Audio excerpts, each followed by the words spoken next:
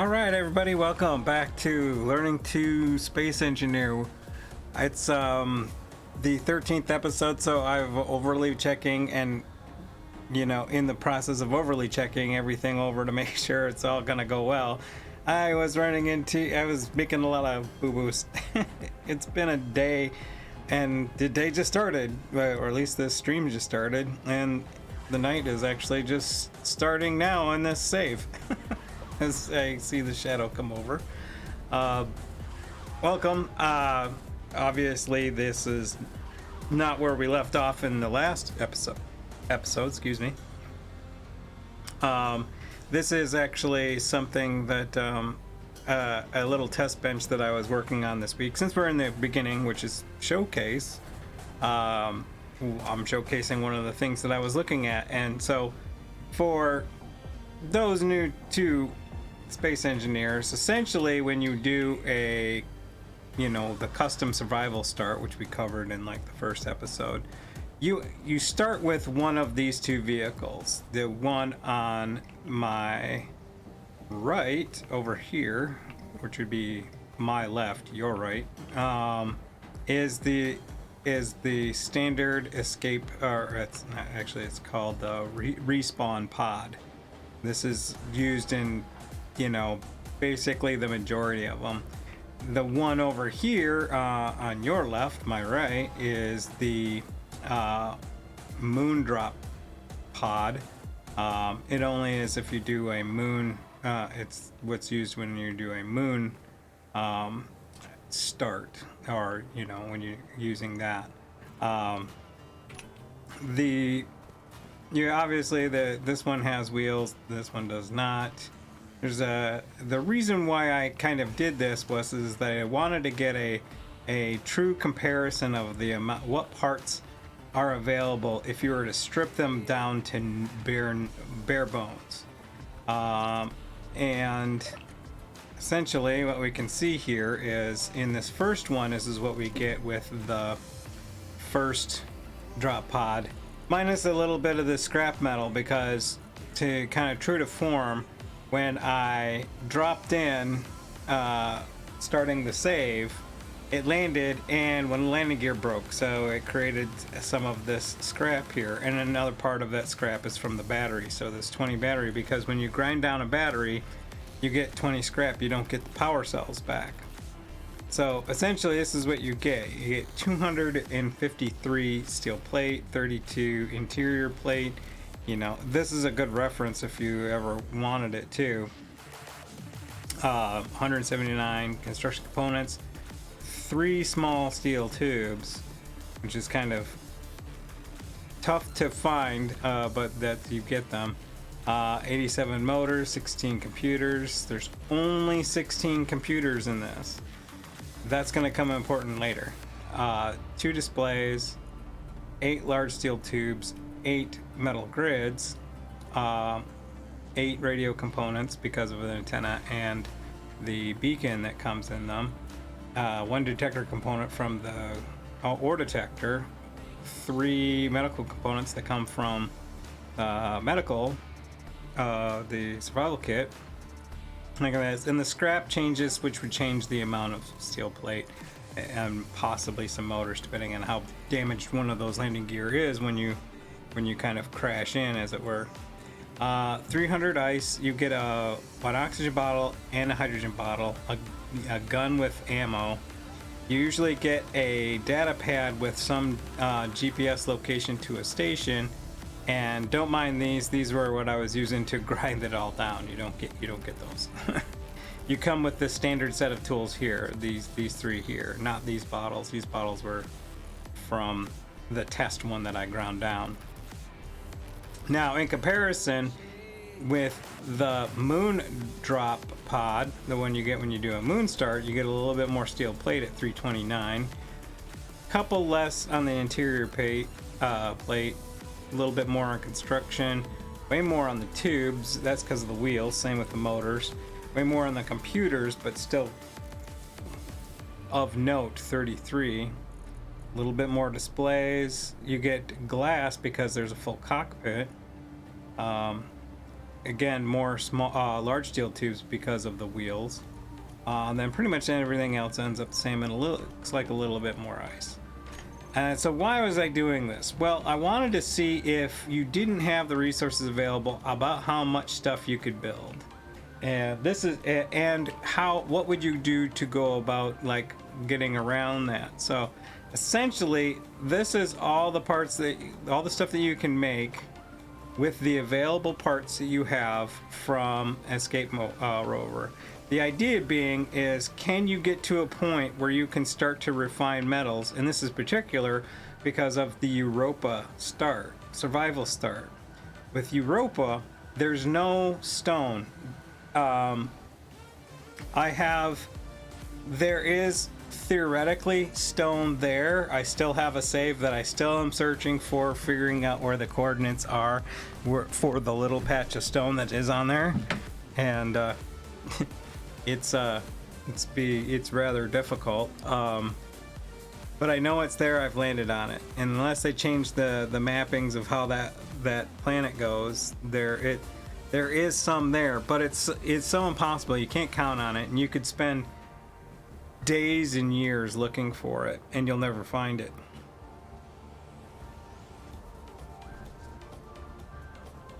So what's the rub here? Well, you need your survival kit because of the fact, well, you need to survive. You need to keep the battery together. So this is just basically designed around, and we want to try to keep that O2H2 tank together.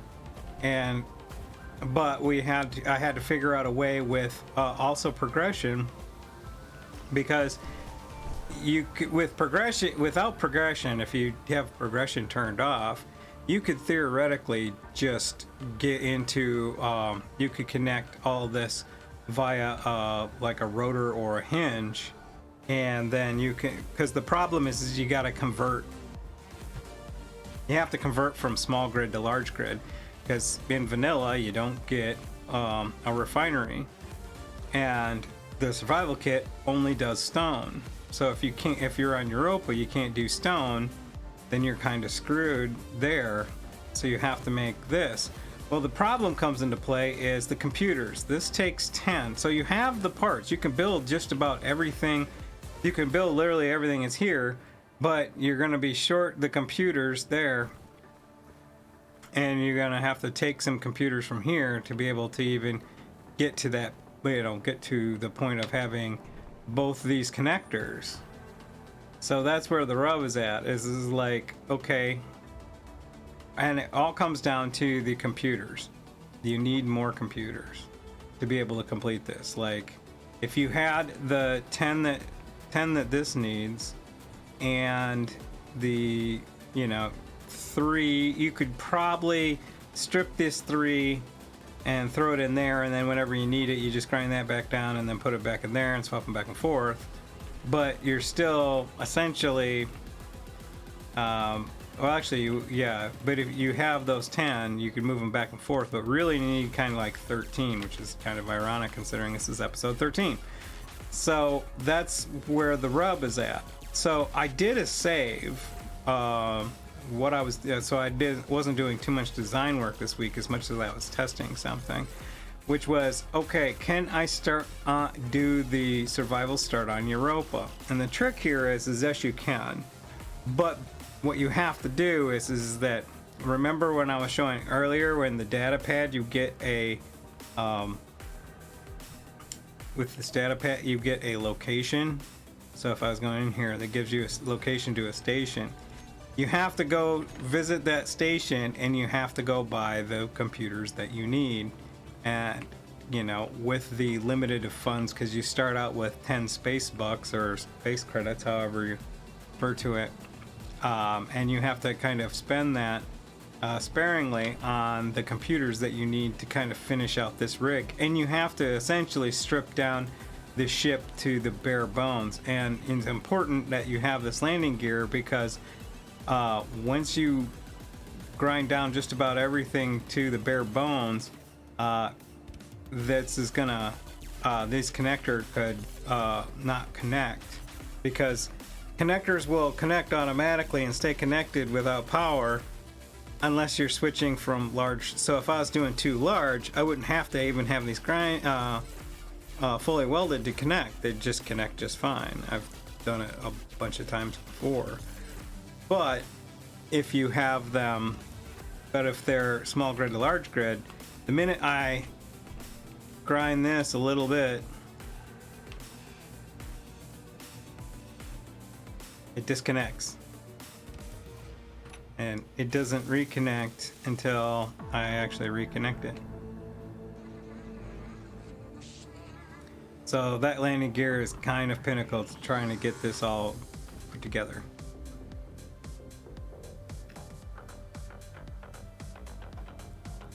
I'm not done yet figuring this out, but at this juncture, this is as far as I got. This is the only way to solve that problem is basically you have to buy computers. So, and that goes with either or of those, because the 33, so this is actually, I think, even with using the part count that's on the moon rover, because you only get, well, you get 16 versus the 33, and where that a lot of that comes into play is like, so you have 20 in here, so yeah, it's definitely with the moon calculations, not even this, because you have 16 alone that you, or excuse me, 20 alone that you need in this one, and then you need 6 in here, that's 26, and then 5 here, that's 31. The battery has 2, that's 33. So that's where we'll get at the 33. Now you take that down to the 16, you're really hurting. You're having to move computers around. So it's computers that really gets you on this. The other parts is like it's fairly reasonable to work around. So I figured I'd show that. It's one of the things that I'm still kind of like working on, but that's just you either have to buy the computers from the station using the economy. So you have to, if you start, you're gonna have to make sure you have economy selected. I think it might be default. So, or you have to wait for drop pods to, you know, come in that may or may not have computers. And you're gonna need a bunch of them. All right, the other thing I was gonna show, so we'll exit out of here. So I'll go into the Be Right Back screen for a hot second.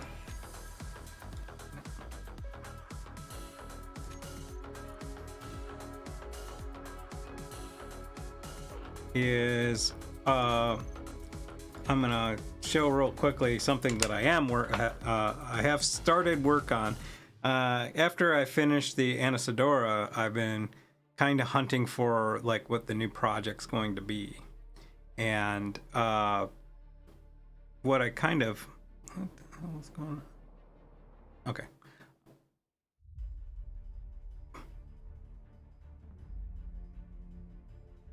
Music got real quiet. The new thing that I was going to work on, and it was like, oh, can I do a big ship? And this was like, and I'm still working on trying to get the rest of the universal components stuff together. And I mean, they're posted on the workshop. I just haven't done any of the kind of like promo stuff that I wanted to do with it yet, but it's in the works. So the other thing, so I was like looking for the new project that's going to be working on, and what I'm working on right now, and I'll kind of bring you back in, is a new a full scenario start. Oh. And what this is, and it will require one mod, which is this hatch mod, because it's needed for this drop pod, which is a very difficult survival start with this very tricky escape pod. What's tricky about it is there's no med bay or no survival kit. There is, however, medical components in the seats and the tools and guns that you need. You'll also notice there is no bottles. This is why you have to have a hatch mod is because the only way to get oxygen for your character is to close the hatch. Close the hatch, and you'll see that the O2, and then it'll get back to oxygen, to an oxygen-rich environment. You only have for hydrogen, you only have what your suit has. And you notice there's 800 ice, there's O2 gen, but until you actually work out some way to get yourself a bottle, there's no way to get hydrogen to your suit, and there's no survival kit. So those are the big challenges right off the bat. And then what's also kind of like real intense about this is that there's only thrusters down here. There's no other thrusters on this thing. And you'll notice that the thrusters are they're hydrogen thrusters. And if you start the scenario with progression off, you will have to figure out how you're going to progress, get to the point where if you want to move one of these, that you can do it. Otherwise, you're going to have to figure out how to deal with thrust in only one direction. So very interesting. And to make it even more interesting, you're 20,000 kilometers away from the other planets. So you have to rely on asteroids, and you'll have to try to get yourself back to the one marker that you do have, which is home.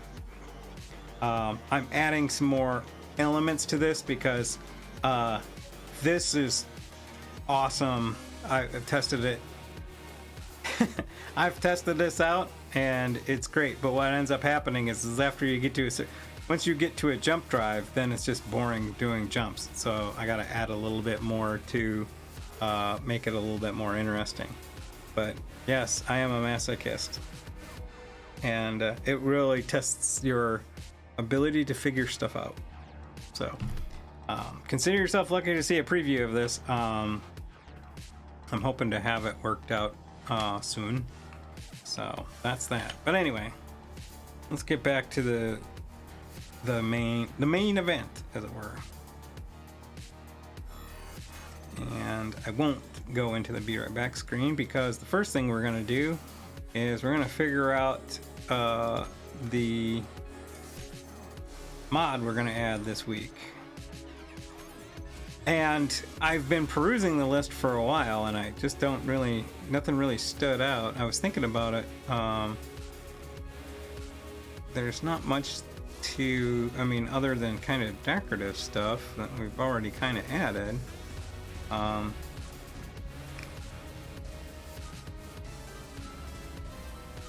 feel like there was something that's like, I got the MA spotlights and the armor conveyors, and that's what I needed for building the ship, building the rover. And we already had the doors. I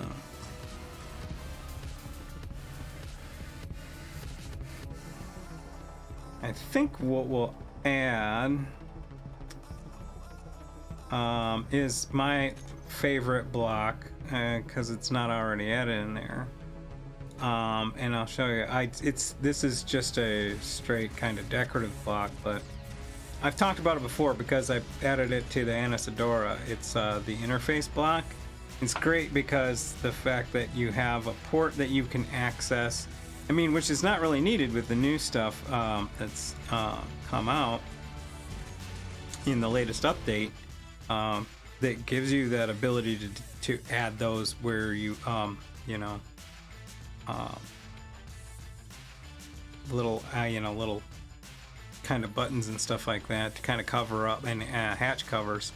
So it was great, but what it does is it gives you a display and an access point to your cargo all in one kind of block. So it's actually pretty cool.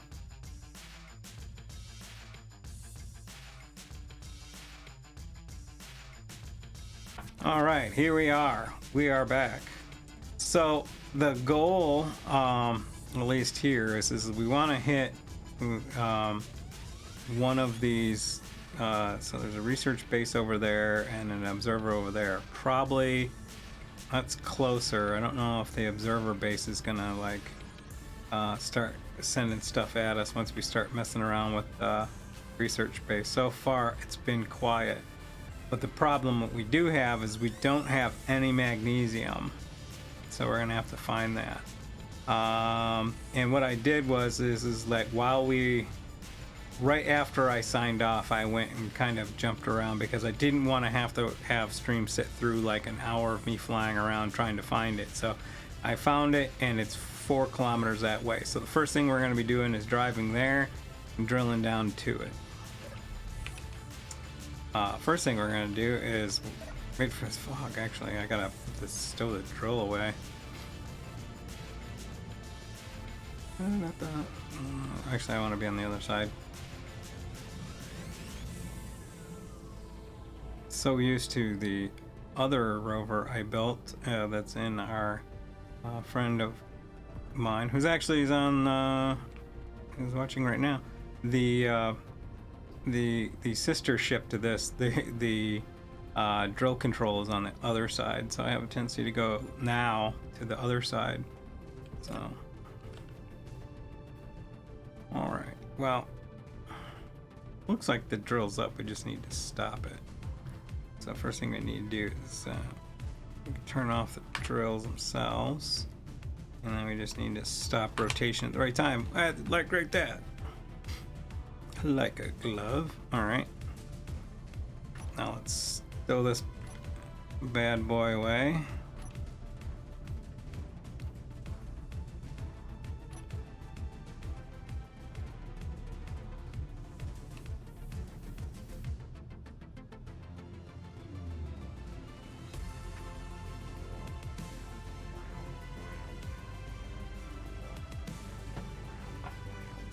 Probably turn the lights on.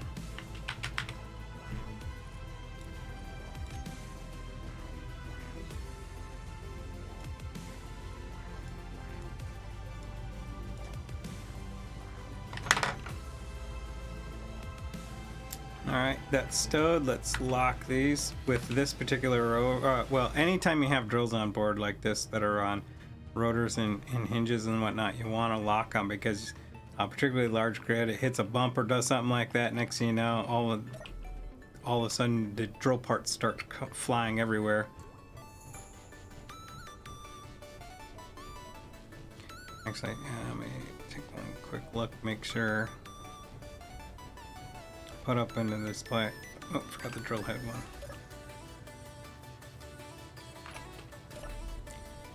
So I think I talked about this before, which is that I have this display set up with the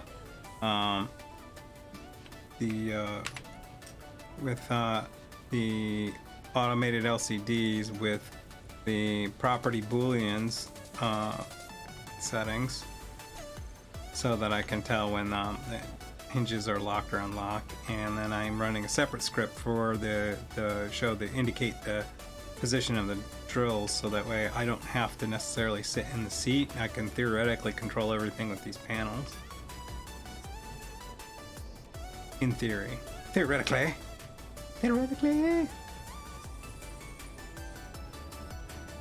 Alright, so ice.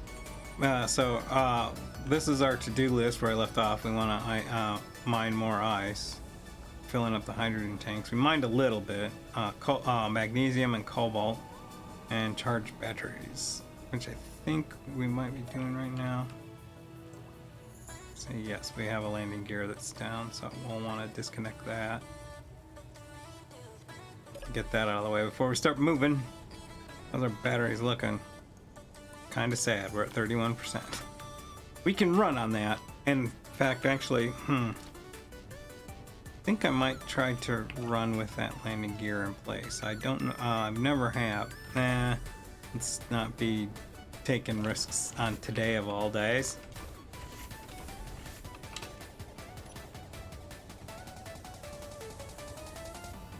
Let's grind this out of the way.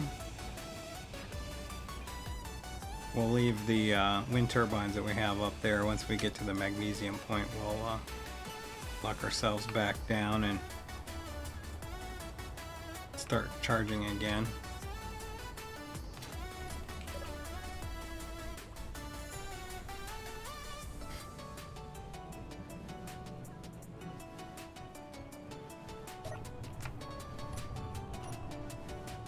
All right, let's lift this up a bit.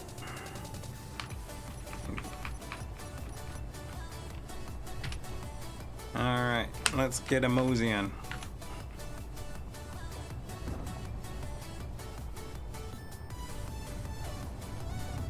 So the thing about like these large grid rovers, particularly super large grid rovers, is that the sense of movement is really kind of messed up comparatively to like the small grid rovers. They also don't turn very well. They will lose a lot of velocity when you're turning, so you kind of want to like turn a bit, go straight a bit, turn a bit, go straight a bit. So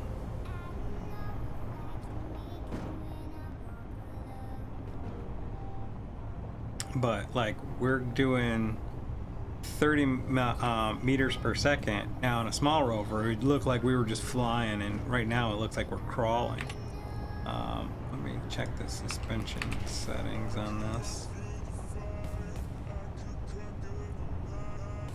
Oh, 200? No. 20. That would have been frightening. That'll keep us so we don't go too much over like 31 unless we're going downhill. Yeah, we don't want to be taking a rover at this size at high speeds. Alright, let's make sure our detector is on.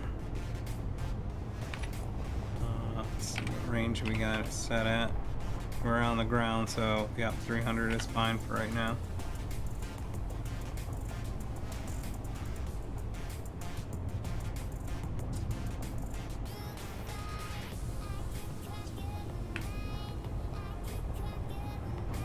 We'll crank it up if we feel we need it. One of the other things we need to kind of keep an eye out for is cobalt. Actually, we do have a cobalt spot back at the base, so we can always go back to that, but it's a matter of if we're driving all the way out here, if something pops up, it would be good to know. We're not completely hurting for cobalt. It would just be a nice to have kind of situation. And actually, I think I was checking last week, and I think it's actually a little bit deeper than what these drills can hit, so.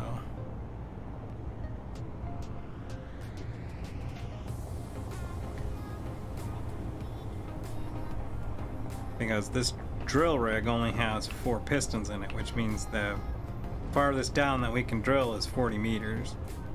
So if it's below that, all we're doing is really getting close, and we'll have to hand drill. So there's magnesium popping up, but I'm going to this marker because I believe I set this marker based off of depth. Yeah, because we're already seeing it getting up to. Oop.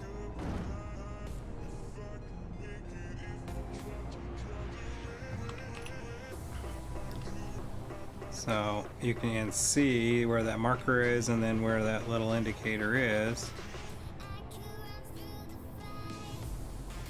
What we want to do is put that marker right on that spot, or so let's do it right off of, yeah, let's, so if you see, yeah, that white spot there, it's a light that indicates roughly where our rover is going to drill at.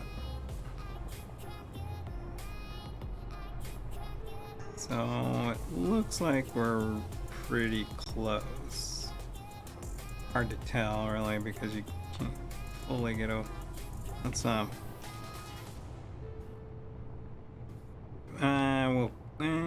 let's move forward just a tad. There we go. Let's try that. Let's see. It should be alright. Alright, now, like I was saying earlier, we'll put that landing gear back in place so that while we're drilling we can be charging.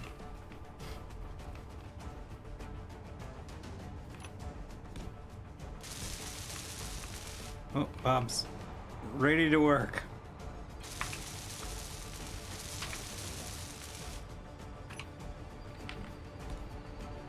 It's like, put me in, coach, I'm ready.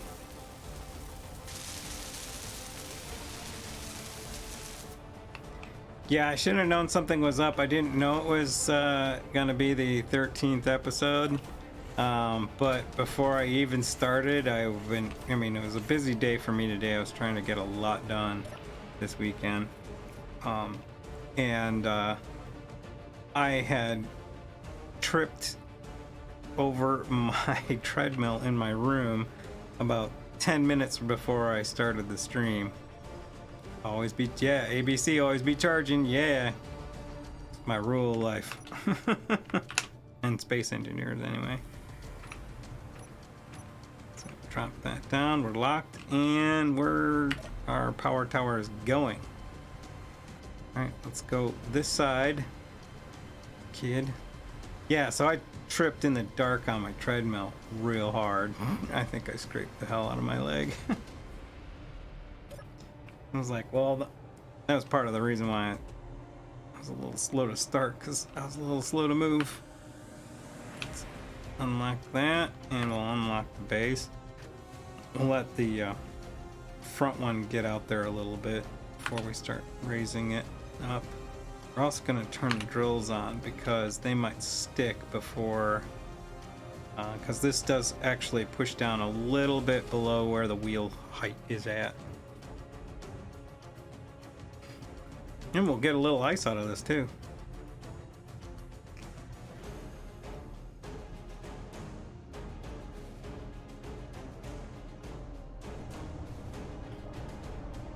So once we're into the correct alignment, which we are right now, we're gonna lock the hinge in the base rotor.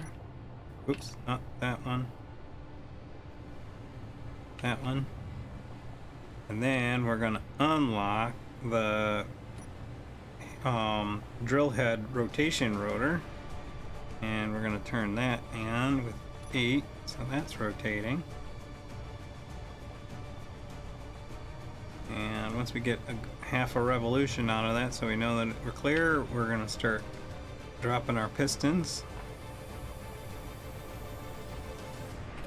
and we can see that in our indicators doing nothing. Right, hinges. Number 4.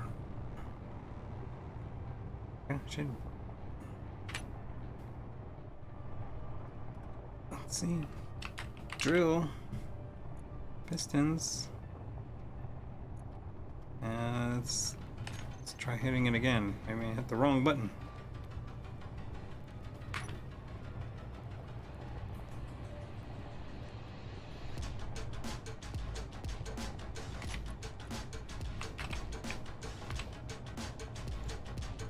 There we go. Now we're cooking with propane and propane accessories. Yes, now we can see how we're getting drill movement. Let's just double check our stuff here.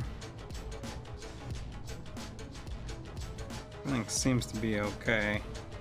Might have hit button 4, which is fine because it's locked, but we'll have to keep in mind on that when we go to unlock it.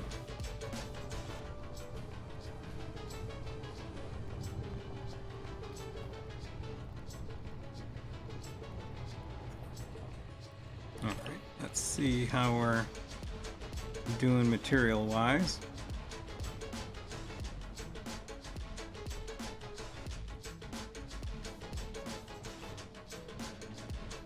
All right, our ice is up to 61k. No damage blocks. Let's see. We can use a little. Everything looks good. We got essentially what we need. A little short on cobalt, but that was expected. We're starting to get a little bit of stone now.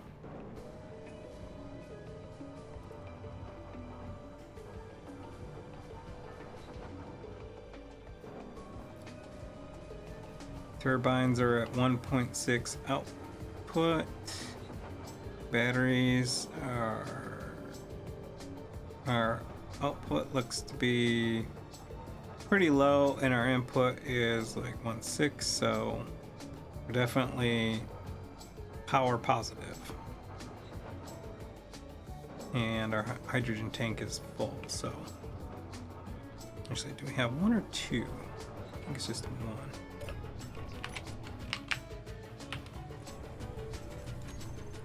Nope, it's two, and they each take 100. That's why we're at 2 megaliters. So there's a meg in each.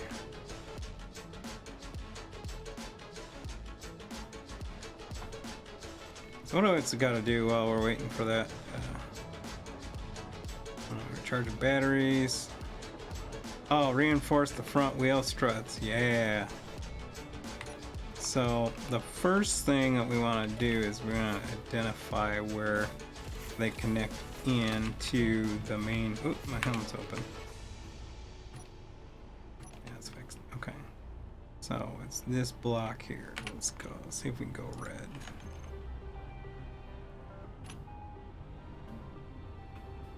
There we go. We'll do the same thing on the other side. What we're going to do is change these blocks out to heavy armor. And we're also going to do because these front wheels are the ones that take the most brunt. Like if we hit anything, they're the ones that take the shock first. And just having the standard armor block there, they will crumple. And so this is going to give a little bit more reinforcement. So change this back to black. I think I'm actually using. I think I'm. So we only want to do one at a time. If we do both, what will happen is we will we'll lose that front assembly entirely. So, on this one. Drop that in there.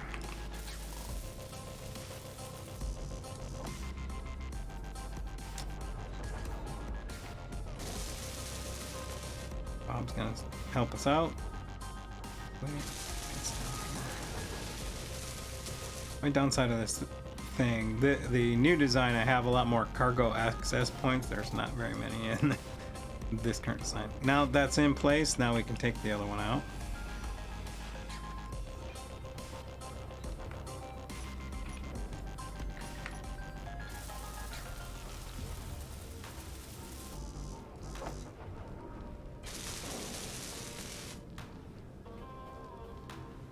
Alright, now we'll do the same thing for the other side.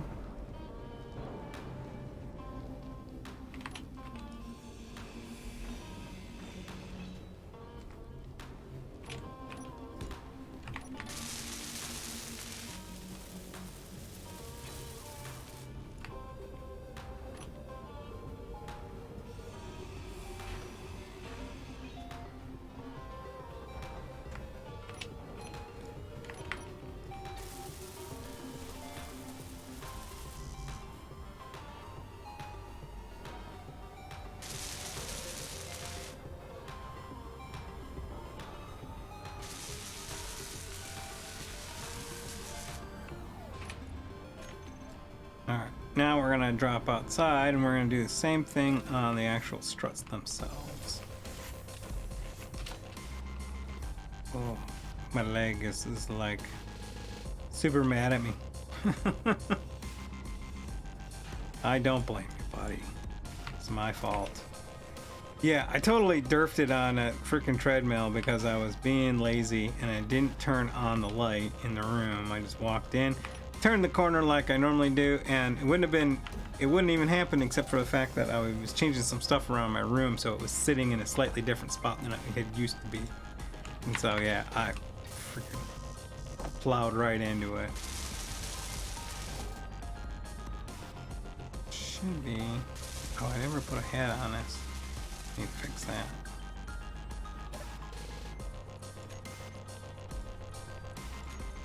Yeah, because you can't pull parts through a piston.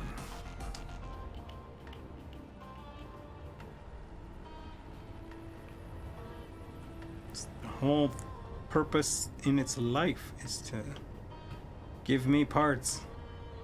Give me what I asked for. Okay, that one's in place. Now I do this one. This is all good because the other side, as long as we don't like grind all the way through, do a through and through as it were, should be okay.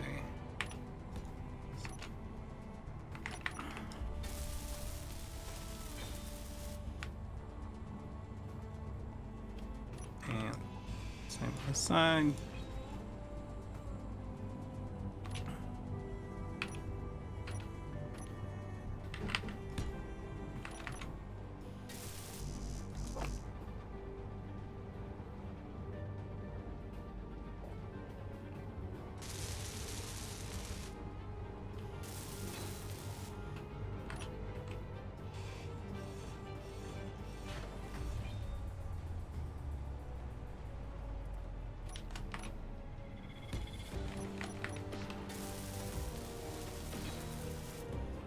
Alright, now I just do the other strut and we're good. We're golden.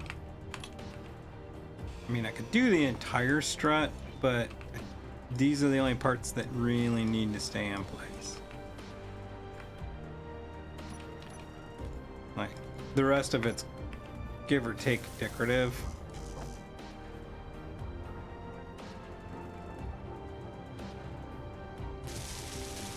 I mean, they do help. Like, it was my reason why there's so many kind of parts, you know, at the front quarters in there and then extra ones in the back, was just literally trying to do as much things as I could to fix it as is. Ooh, I think we have to make some more metal grid. What's our cobalt look like? Because I know we have some. Oh, we're already hitting magnesium. Excellent.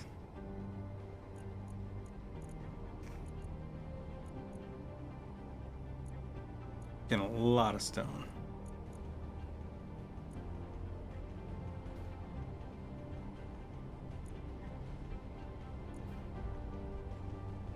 Good to see.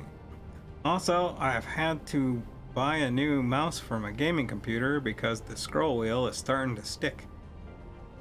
I wouldn't say it's starting to stick. It's more like it's missing as I'm scrolling.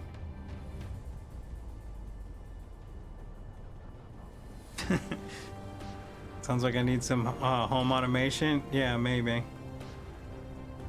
I know how to do it, I just haven't gotten to it yet. Oh, we got 1.5k, so we'll be alright.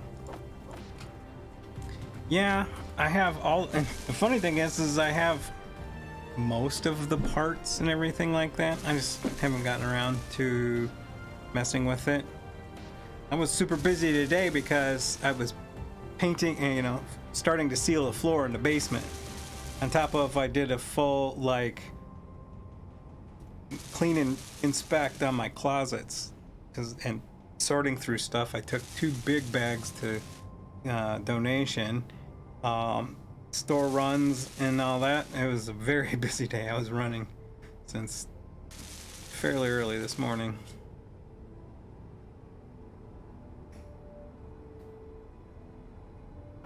Yeah, I got a lot of stuff done.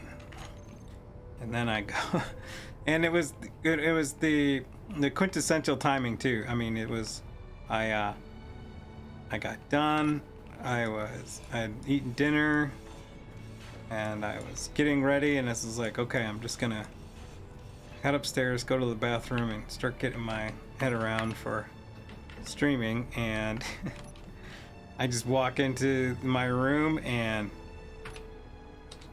I didn't even know what happened all of a sudden. It was like, I'm falling. And I catch myself, and it was like, oh yeah, some dumbass moved the treadmill when he was moving stuff around in the room. Put it right here in the walkway to the bathroom. I was being lazy and I just didn't want to turn on the light. I knew where I was going. I just forgot that there was obstacles.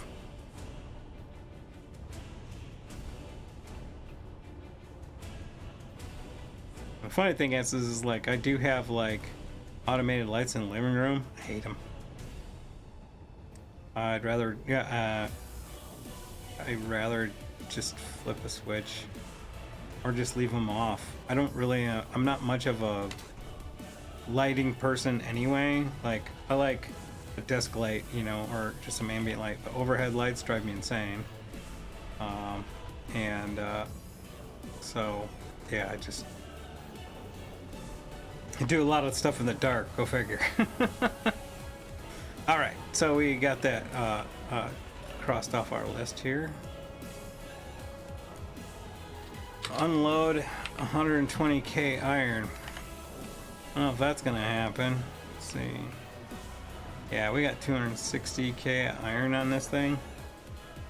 Right, you know. I mean, the minimum's 60. At 60. So the way that I work this board is that I set what I want. It's as kind of minimums. So if you start seeing the bar there, it means it's like, okay, you need to go and find a deposit. So being over is okay. Being under is when it's kind of giving you an indication you have to go and do something about it. That's the reason why we're, you know, pulling magnesium right now. But yeah, I don't know if we need what'll end up being almost 300k. That's a lot of weight to roll around with.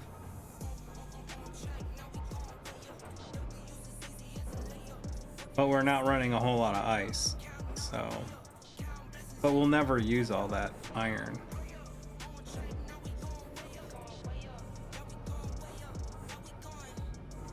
What I really should do is stop back at the ship. Yeah, ship location 420. Ironic. I should stop back at the ship, see how much iron it's got, and maybe just like set up a nozzle to kind of transfer some over to that. I don't want that one to get too heavy either, because otherwise it makes it a pain in the butt to take off. Inventory problems.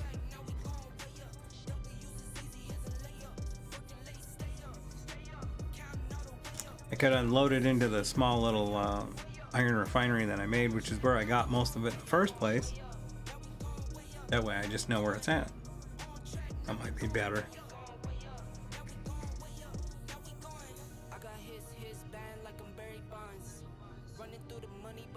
Actually, I got an interesting way I can handle that.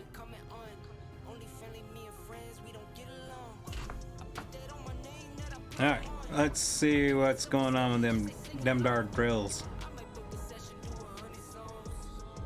Considering how much stone we got, I'm pretty far deep in. Oh, we're almost there. Let's check our inventory and see if we're just pulling more stone, and then we just might as well retract the drills. Let's do it this way. Drill. Yeah, we're just pulling stone at this point, so let's just back those off. 5. Let's see if we're... Okay. Yep, we're backing off. In fact, we could probably just turn off the drills. Gonna have that control here.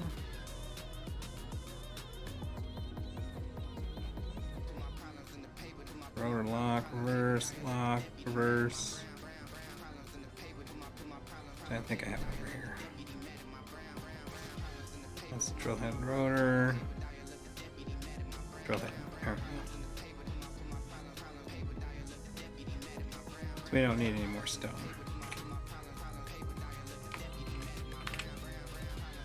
Yeah, there we go. Now what I'm gonna have to do is keep that rotating until I can stop it. Oops, wrong way.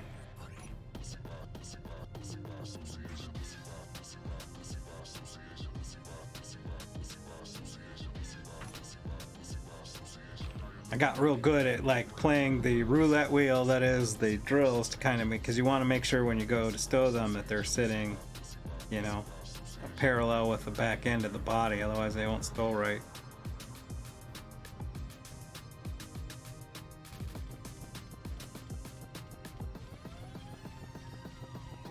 Now we can speed up this process if you just go into here, and these are set to 1, so we'll do this temporarily.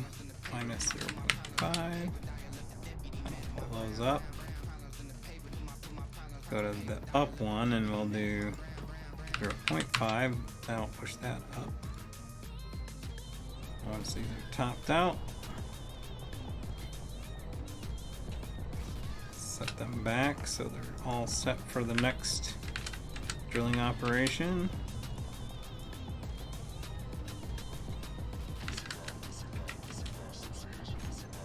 Alright, so let's unlock our hinge and rotor. Oops. I want this one first. Like I said, I must have hit 4 when I was lowering those pistons. So we want to get that going a little bit more before we hit the hinge. Alright.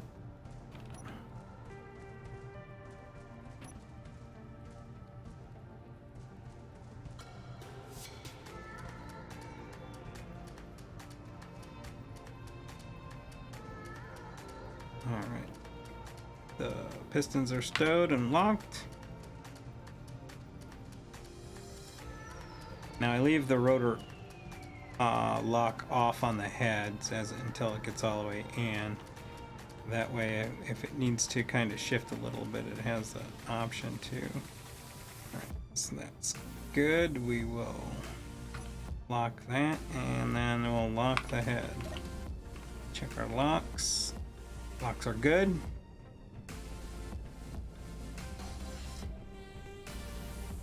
Go ahead and grind off that landing gear, and we'll head back to the iron mine.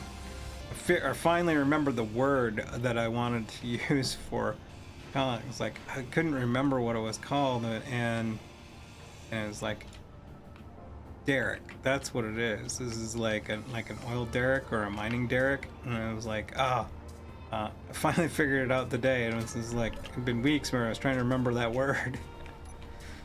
Not the smartest man sometimes. I get there eventually. Alright, let's see. Do we have a GPS for that?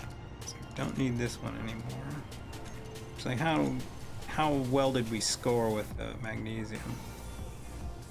110. Oh yeah, well, we're good.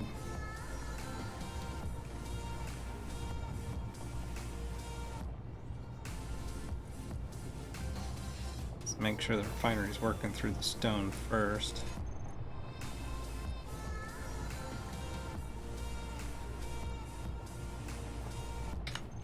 Okay. Let's see. We need a GPS for so Mars, gold, ice.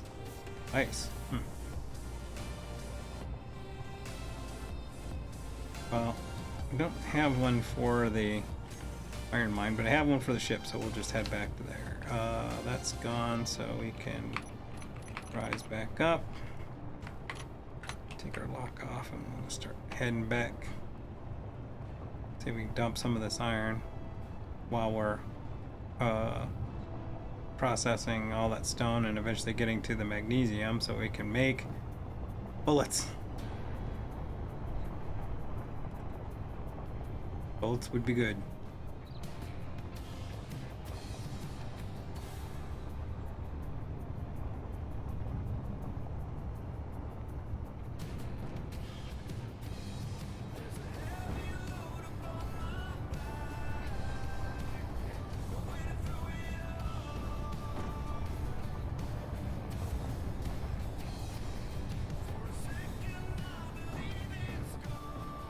Pretty much got to do a full 360 here because that's where we came from.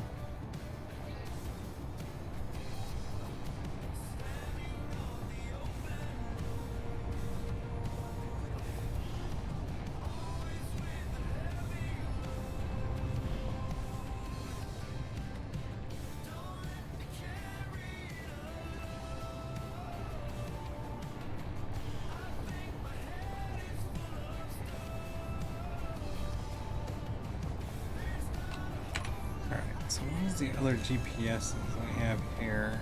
Gold. I don't know if I really care about that. I think the ice one is near where so we'll keep that in mind. I'm wondering if that's actually like an ice deposit. Because I remember last week something about like there might be an ice deposit, which would be nice to hit, because the surface ice we're not getting a whole lot.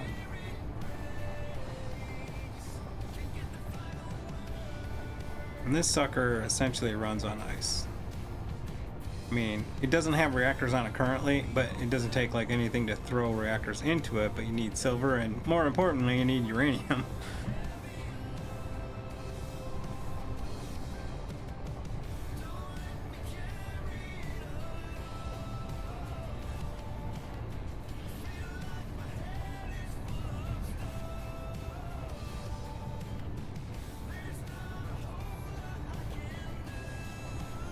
How are we doing? It's 1:53 a.m.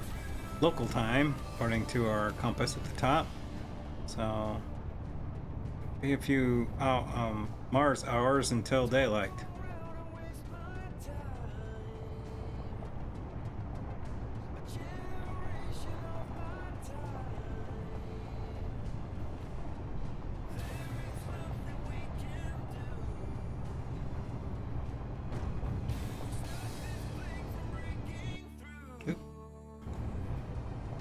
Iron and gold.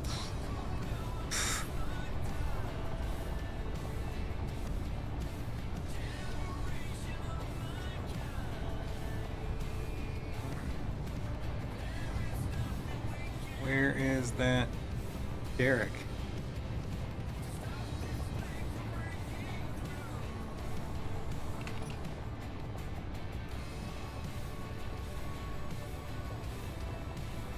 Some jackass forgot to GPS mark it. Alright, let's slow down, and actually what we're gonna do is stop for a sec.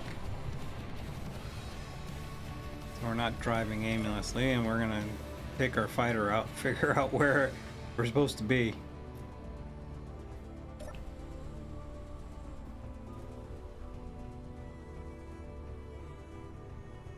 So the secret to getting up here without using your jetpack is to walk up toward the back.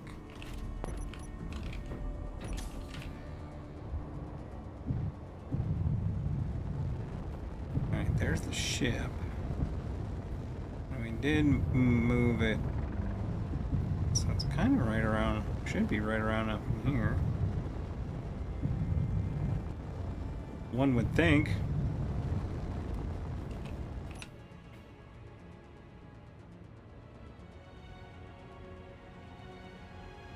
Oh, there it is. It's on the other side of the ship.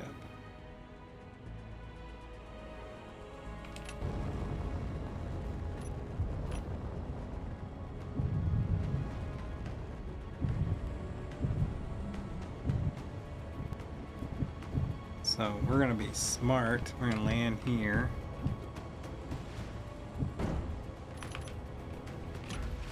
We're gonna go over here and we're gonna GPS mark it from here. GPS. New from current. Mars. Iron. Derek. Alright.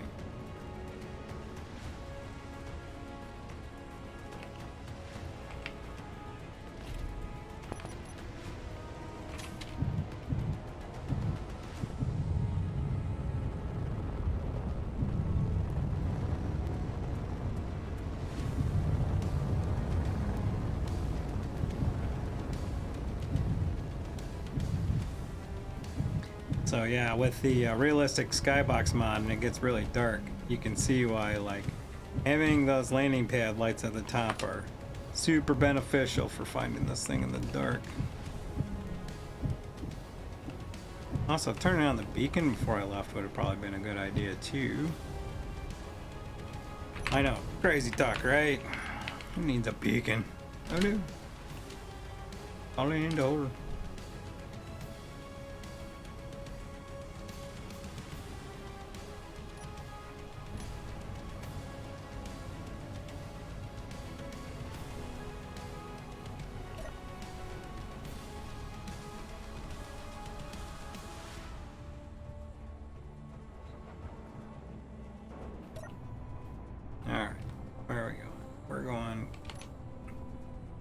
essentially just the other side of the ship. So I have a cool plan on how to get the ice off this, or the iron off this bad boy. I'm gonna set up some collectors, and I'm just gonna eject from the rover into the collectors. So first thing I'm gonna have to do is get myself aligned in such a fashion. It should be interesting considering how this yeah, see, that's that cobalt right there. It's a little deep though.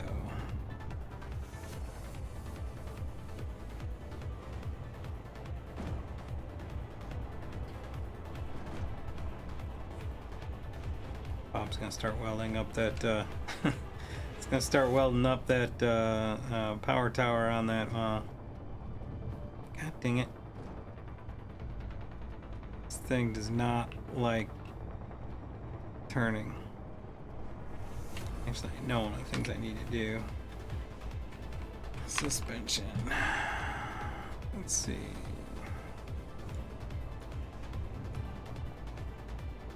Actually, let's do all of these, and we're gonna put steering angle down to 10.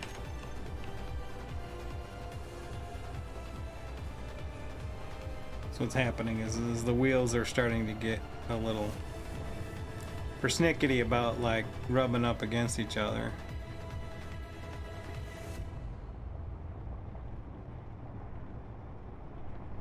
Turning a lot better now, which I lowered that down a little bit. Alright. Let's see.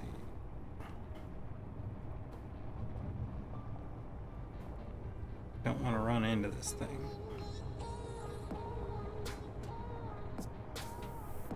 Might have to pull a little forward and over.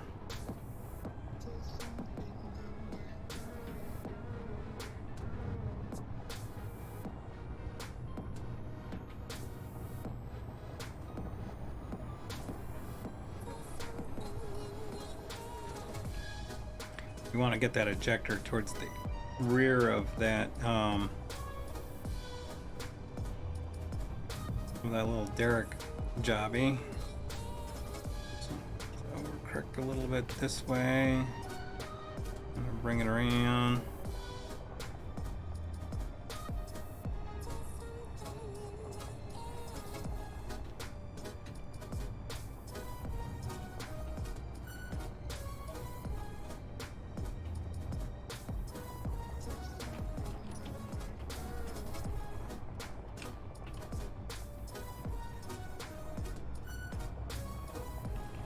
It should be good.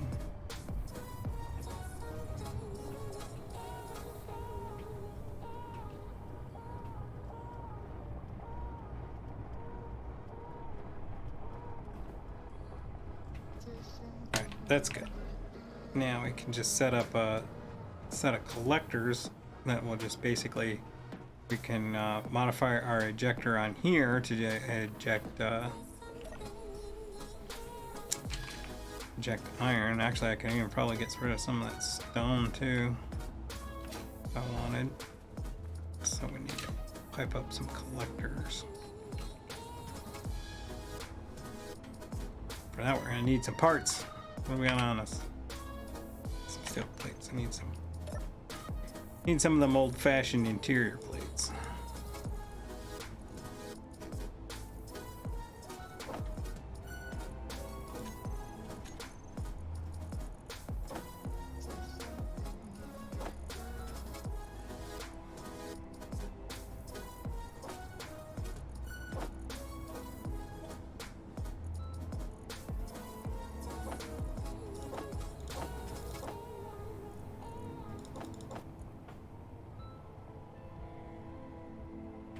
Okay. Back to what we were doing.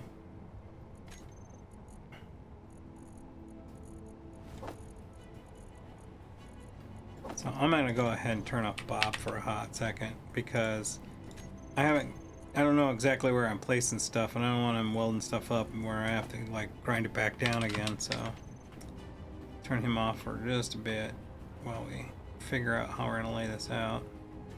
That's the front, this is the rear. Alright. So he's our hazard orange. Looks pretty good.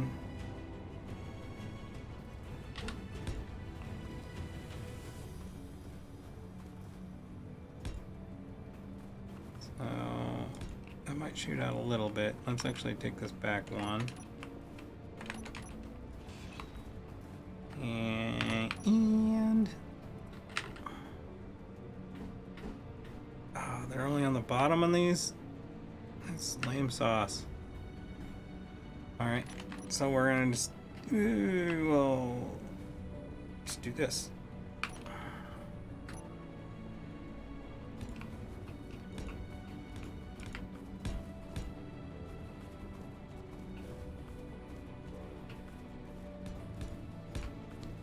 How does that look? Looks pretty centered. If it misses, we can add some sidewalls to it. But that should work. Should. Note the word should.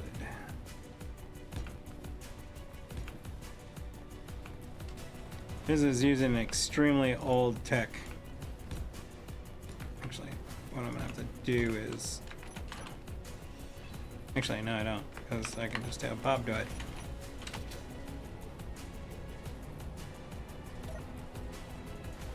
So used to working without him.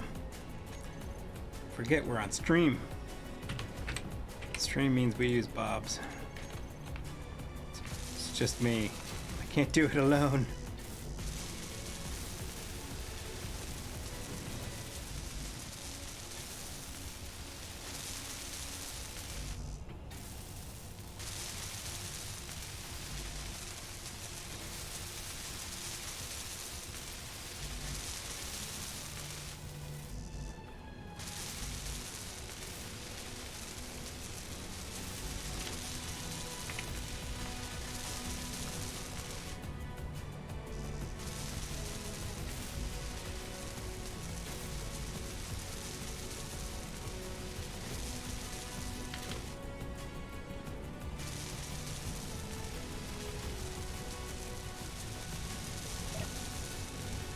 Okay, let's see, what else can we grab here? Grab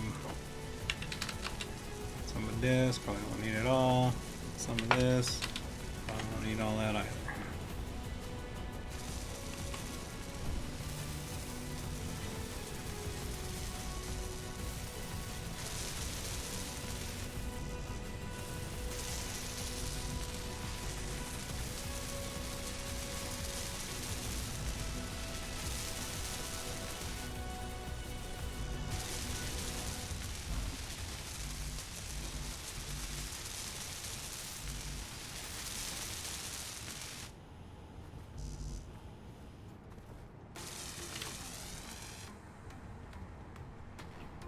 Nice work, Bob. Oh, can't put parts into there.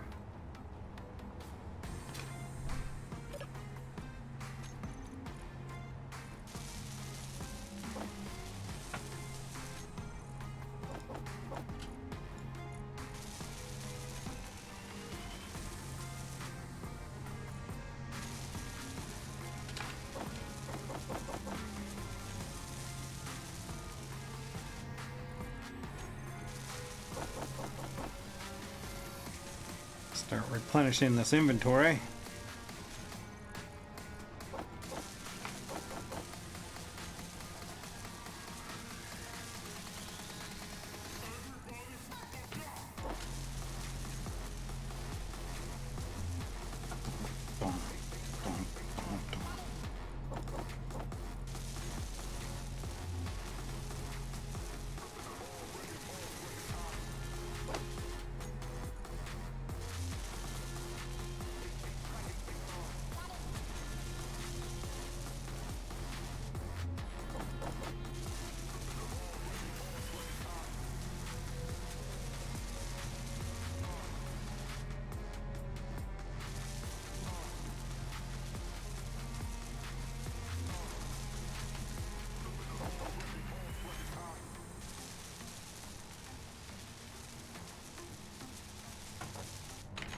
Ah!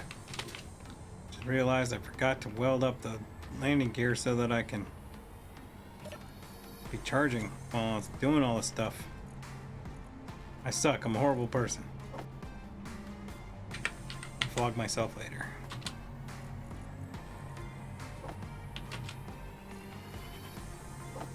Actually, I already did. I already smashed my leg into a freaking treadmill. So, considers that punishment applied.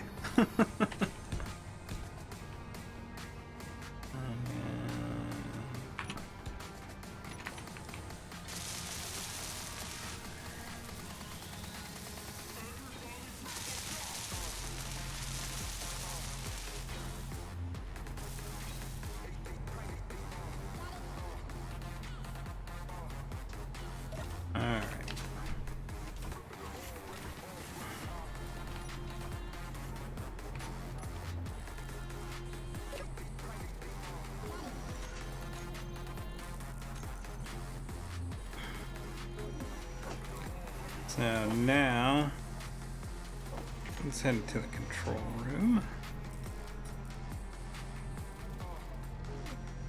Actually, I can do it from either part of this hallway. Alright, so everything looks groovy there. So we're gonna go eject. Well, that's gonna be fine because it's gonna do whatever we want it to do. We need the sorter, actually. Sorter.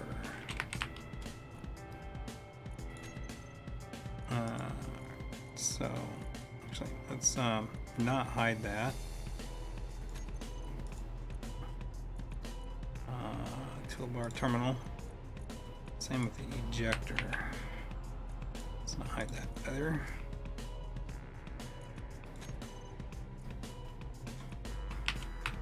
Sorter. And we're gonna add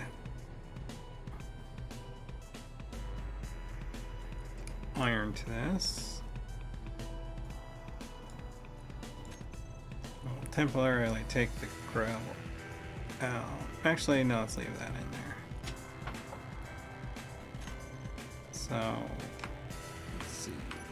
Do we have that on our hotbar already? We do! Alright. 6 and 7, 5 and 6. So, we're gonna turn that on. And we're gonna start ejecting stuff. And I'm gonna watch the inventory while we do this. We don't want to dump it all because then we gotta put it all back on.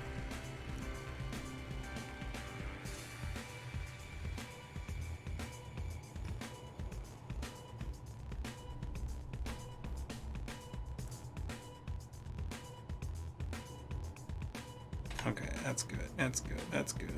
5.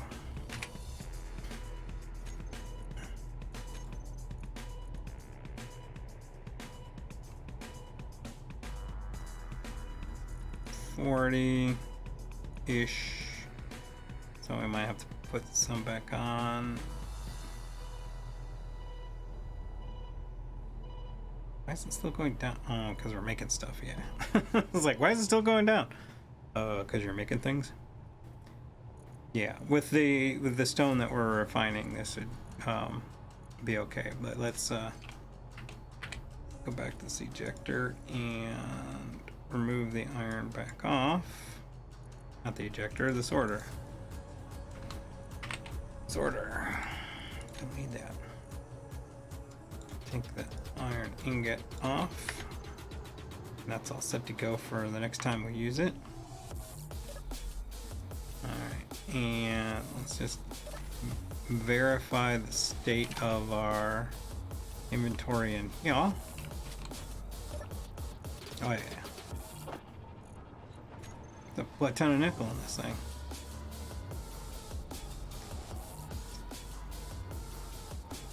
I remember that's actually the slag for this drill.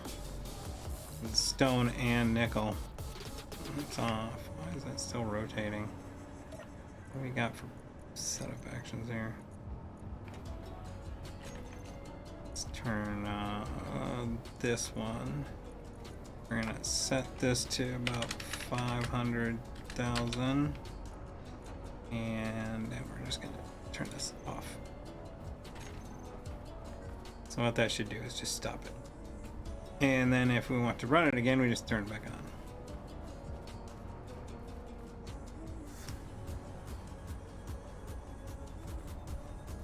on. Oh, you know what? I welded that landing gear and never connected.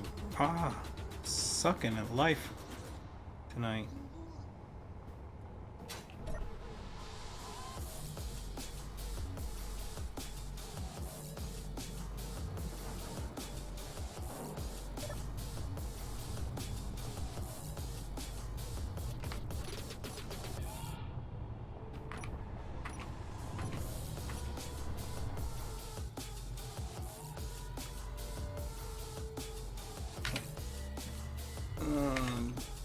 Gee. Is this the one? Yeah. Okay. Land. Auto lock off. I'm gonna keep this one because that ice is not very far away, and I want to check to see if that. Oh, the sun's coming up.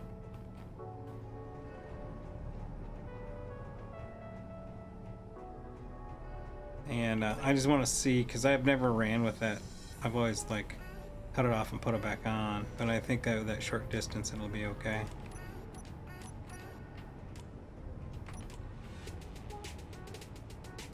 So they made supposedly made a couple little minor graphical changes.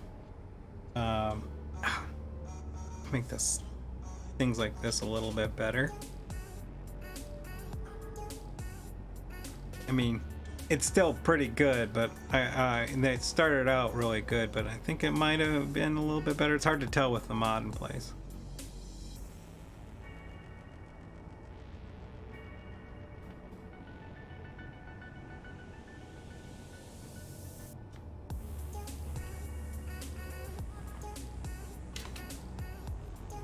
Good summons. Alright. What do you got for iron? How much did I deplete you? When I built all this craziness.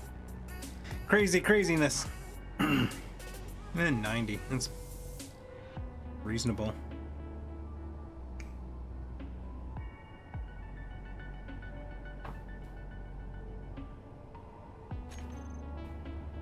Yeah, all of it's fairly reasonable. I think the only thing is on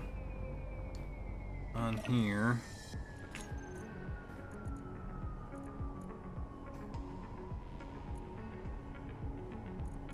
Kind of get a little uranium back. It might be worthy of my time to throw in a reactor or two, depending on space, and take some of the uranium from here. Oh, we don't got a whole lot in there. Got back a bunch. I think it's probably fully refined back at the moon base.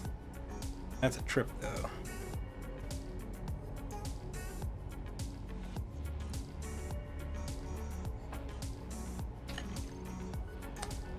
Might be worthy of throwing two in there and just taking about 50, putting 25 in each.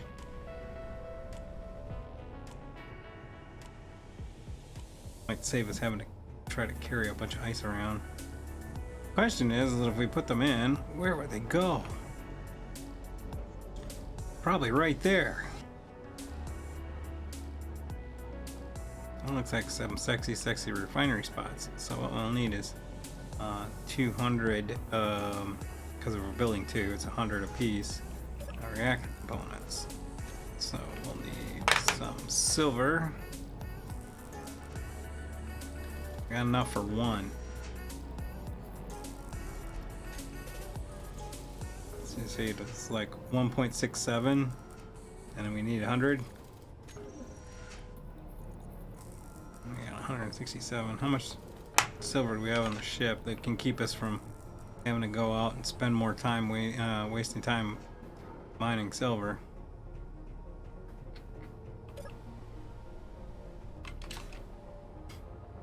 I mean, once we get rolling, we might be like, if we run across an ore deposit that's like surface level or a rock, we might just pick it off real quick. Fuel low. Uh-oh. Fuel critical. That was good timing.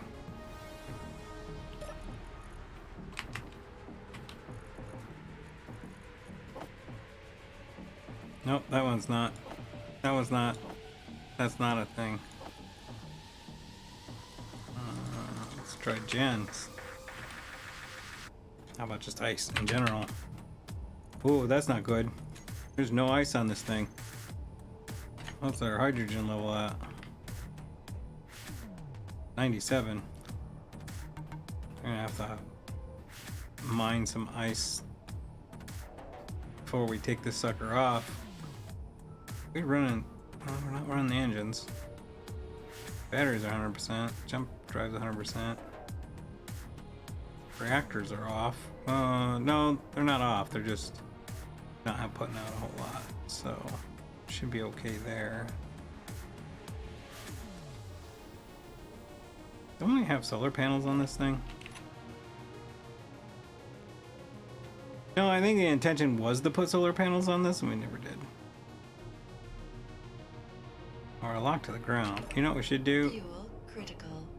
Yeah, I know. What I need to do is go tank, hydrogen tanks. Oh, refill. Tank. There we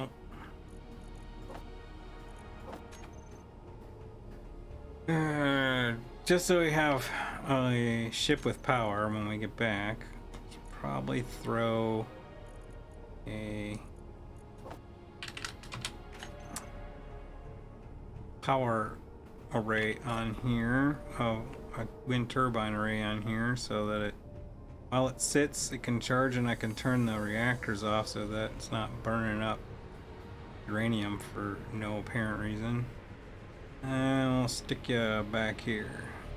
This looks like a sexy spot.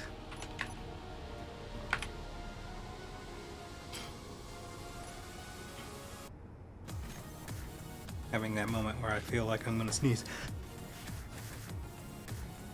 Got it.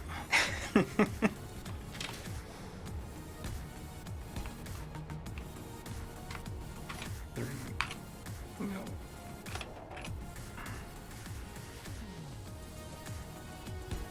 One of these.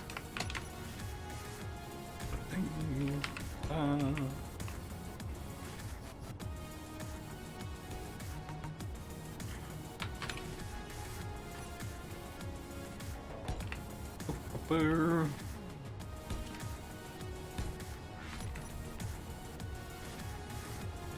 I had a bob on you. What the? No, what? That's crazy talk. I mean, I gotta do this the old-fashioned way? What?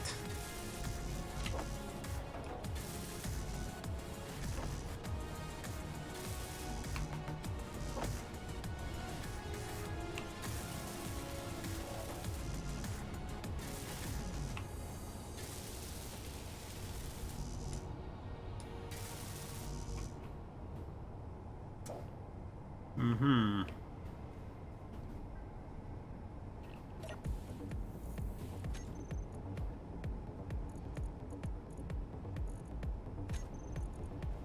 Running out of parts too. What is all this noise?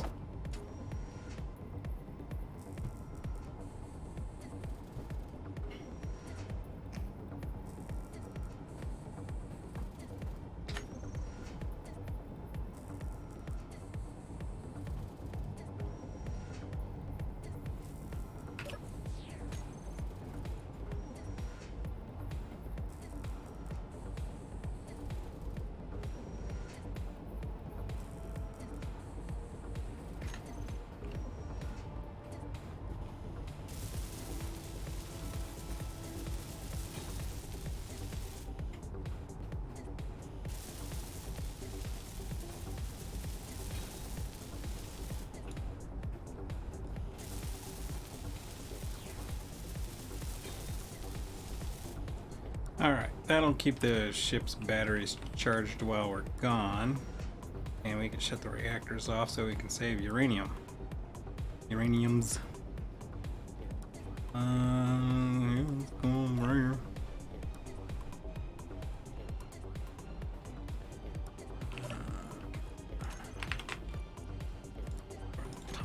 those off. Let's look at our power board here. That's not it. That's not it. That's it. Let's see. Batteries. It's not. Yeah, it's not recognizing those because I didn't label them.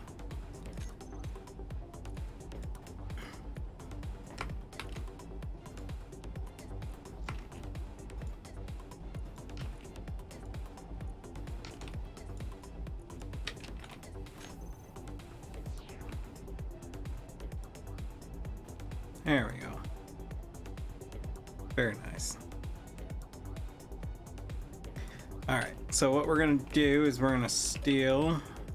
Not gonna steal because it's from myself. I'm gonna relocate some of this silver. I'll say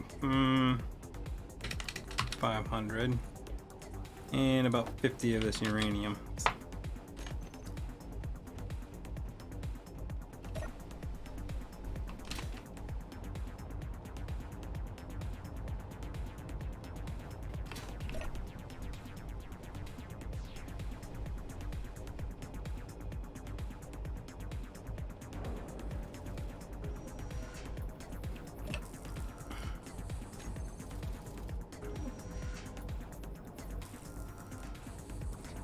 I gotta swap this mouse. Something fierce. Scroll wheel is getting more laggy and laggy. It's missing, so when you're scrolling, it's only catching, you know, sometimes it'll catch them all, and sometimes it'll only catch like 1 out of 3 scrolls. Bits in a scroll. Alright, let's put 200 into production. Make sure we have the gravel.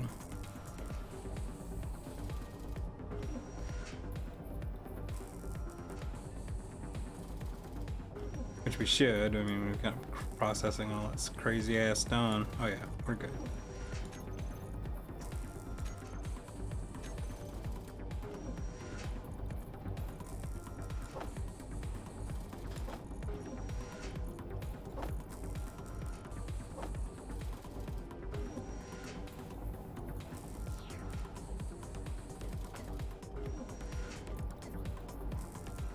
So how we're doing? Yeah, we're almost through all the stone. Let's grab some of that iron back from the base. Not a whole lot, like 1 or 2. I don't want to load this thing up too heavy because then it makes it, you know, costs more to drive it, power-wise. Kind of figured we unloaded just a little too much.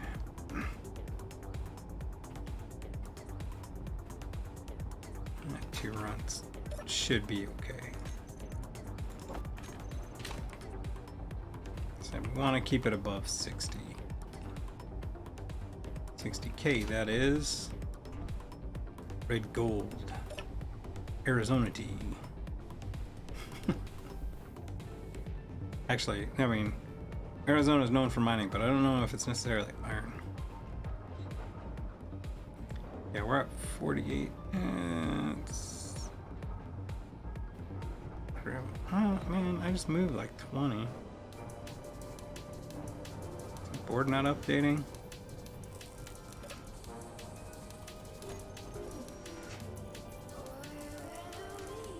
Where did it go? Where did it go? It's sitting in the fighter. Why is it sitting in the fighter, you weirdo?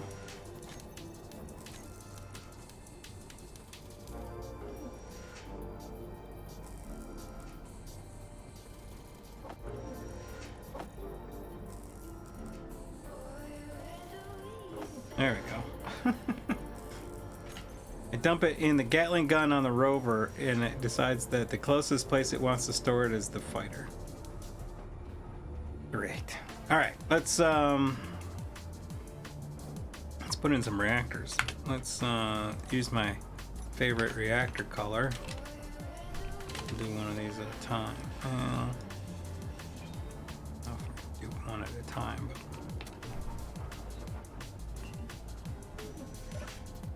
let's see. Come here.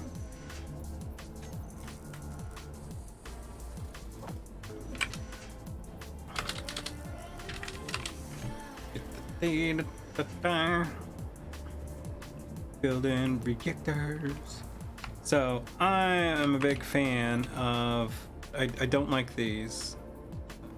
There's rumor that at some point they're actually going to release like another reactor design, and find it a bit sus.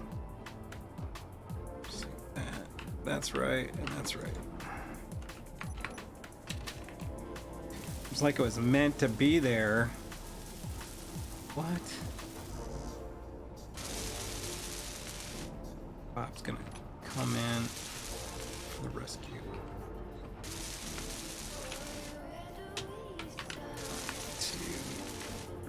So that one's there, that one's there.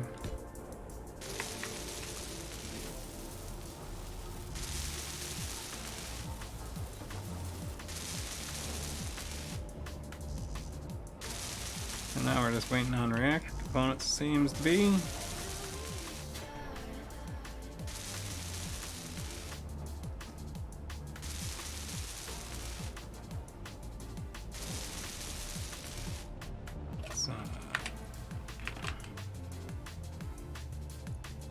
Warfare, yes. That was the DLC that those came out in. So we'll put this in here.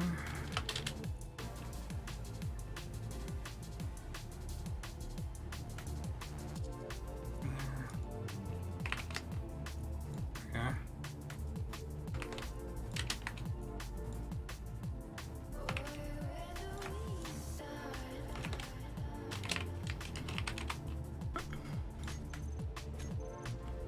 Okay, let's check our power control panel, which is full. So it's sure. Okay.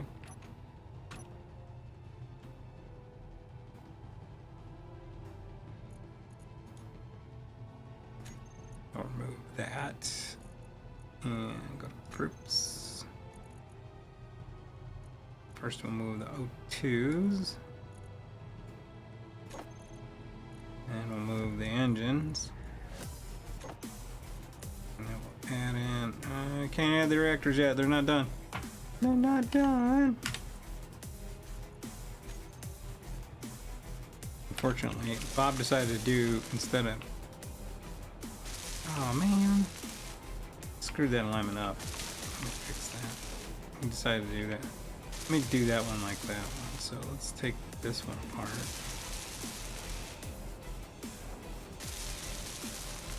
And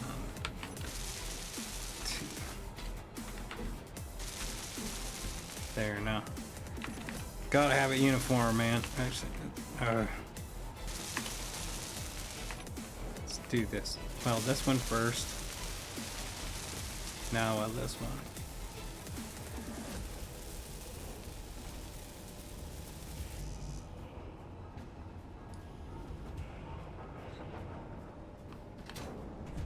Excellent.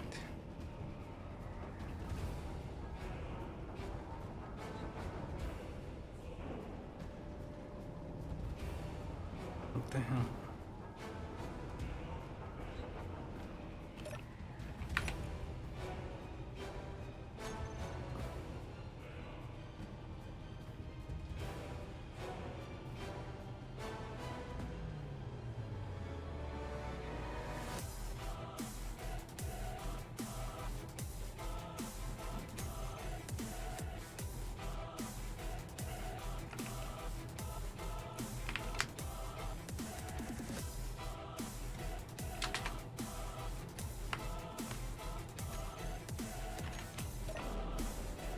I don't know why Bob decided that he's just not going to touch that one.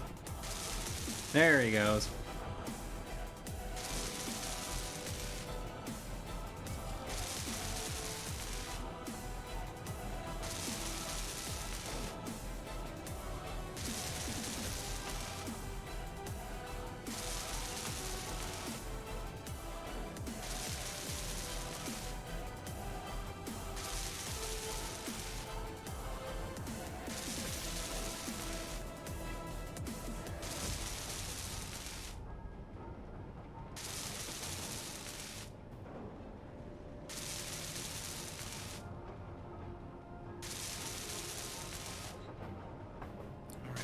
Now the question is, are we processing magnesium? Yes, we have a whole 9. And what do we have for weapons? Let's see. Sure. No fuel. Oops. What did I hit?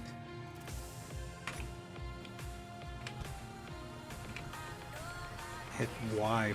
Why'd I hit Y? I'm trying to hit K. Let's see, what are we looking at here? Nope. Turret. So we have 6 Gatling turrets and then 8 interior turrets. So only 404 times 6. 120, 144 or so. About 150 rounds of Gatling. So we'll need about 200 magnesium. Mag. No, that's not gonna do it. That's just not going to do it.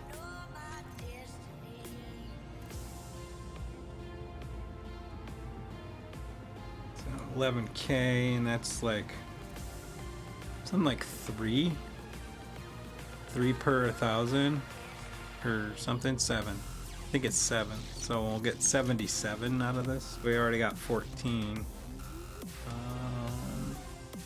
so that's 80, probably about 90. Yeah, magnesium is highly disappointing when it comes to the overall. Oops, don't want that in there.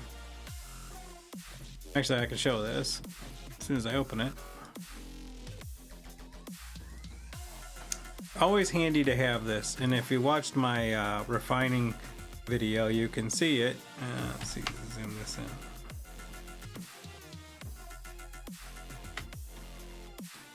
Or not, come on.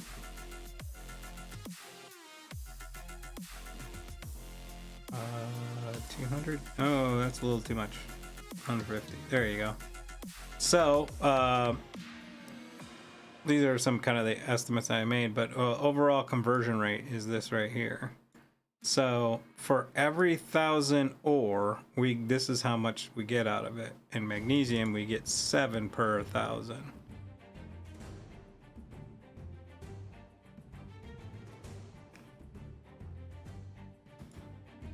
You're wondering, these are what I've calculated in the past of what I want as my basic minimum of amount of stuff that I want to kind of carry, or optimum amount.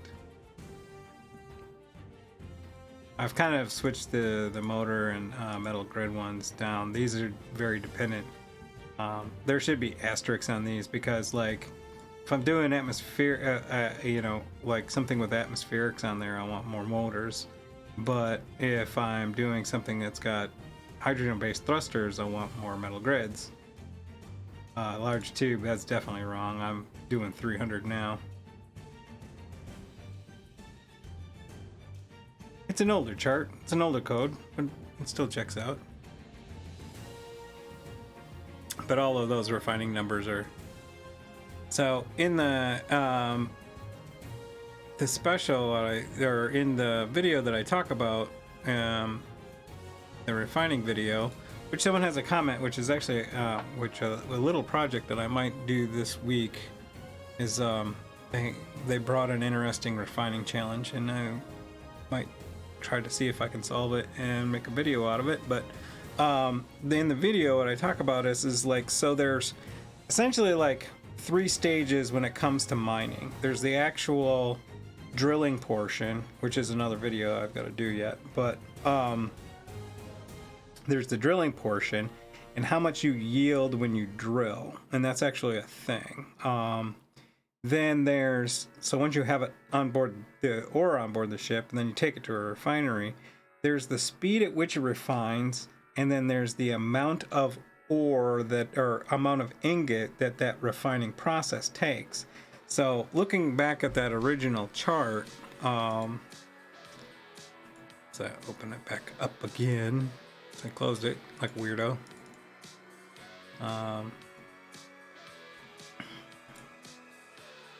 So looking at this chart again, so what you'll see is that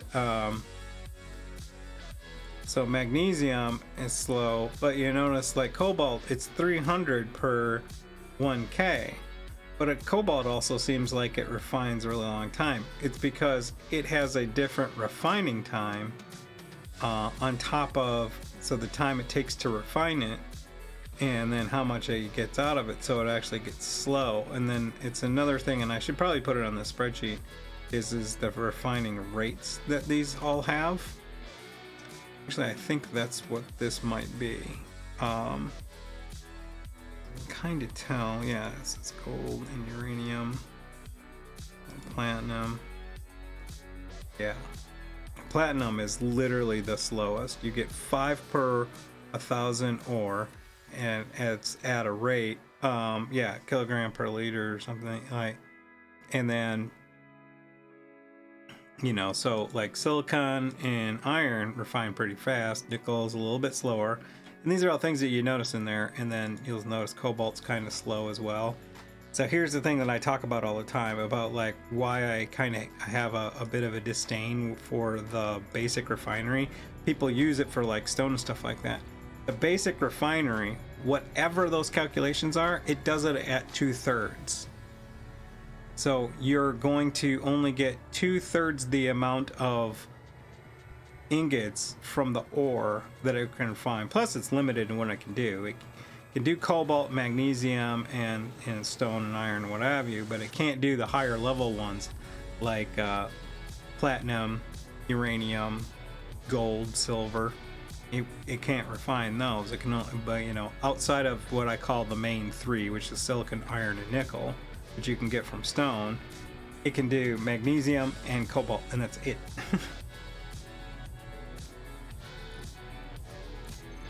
And you get less out of it than what you would get out of a full refinery. The only two advantages you have with the basic refinery is it uses slightly less power, but the power to ingot ratio is actually at a loss.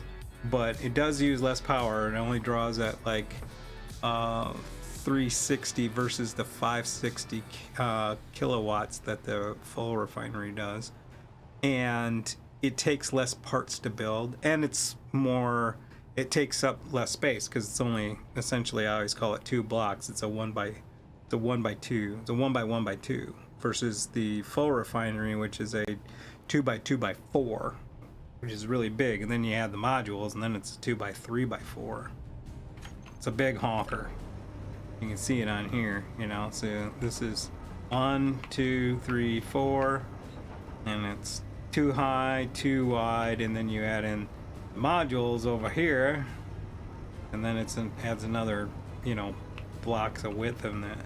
So I'm running on here, and I can actually speed it up. I'm running 2 power modules and 2 speed modules. The speed modules are off right now because essentially what a speed module does is increases the rate the refinery refines by the equivalent of, so every time you add one of these, it's like adding another refinery.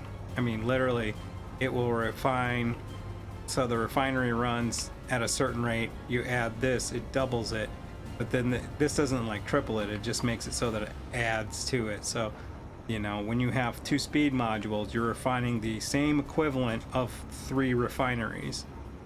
But the power draw is the same as 3 refineries. But the key element here is this bad boy.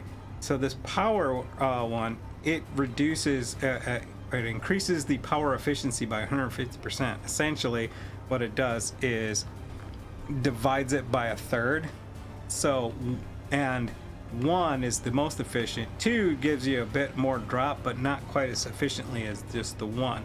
So if you were running, and I might change this out to a yield module, but I don't have any gold right now. But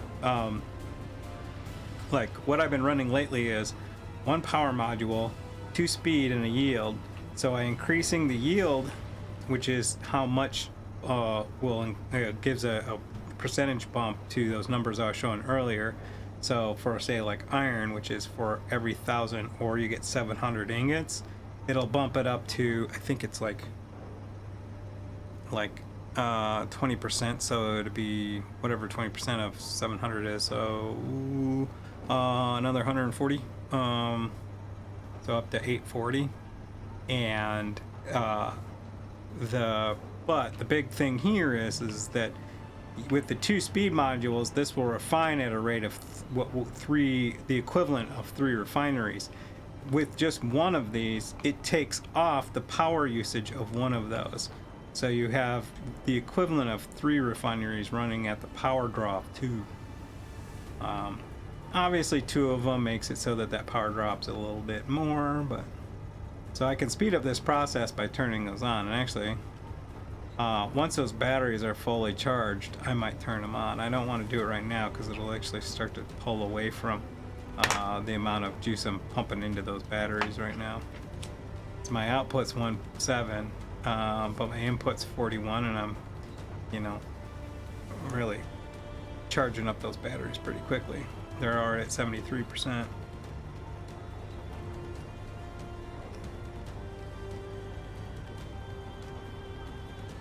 Why are the engines on? I don't want the engines on. Did I push a button? Speed. I don't know. I did. Don't need those on. All that does is eat hydrogen.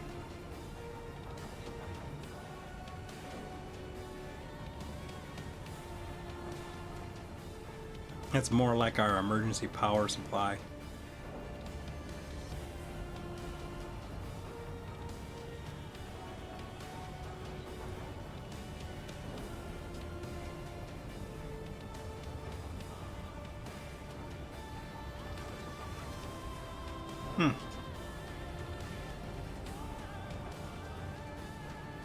Must miss some ores because it says there's 104 in there.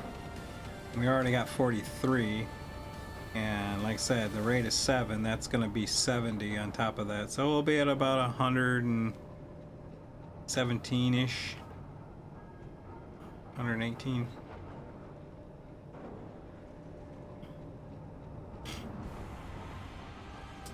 But we can start making some ammo. Let's make the interior stuff first. We've got 8 of those, and I like putting about 50 rounds in each. So we'll put in 200.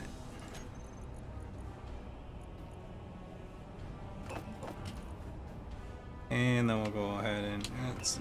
That'll do 26, and then we'll put in about 100 of those.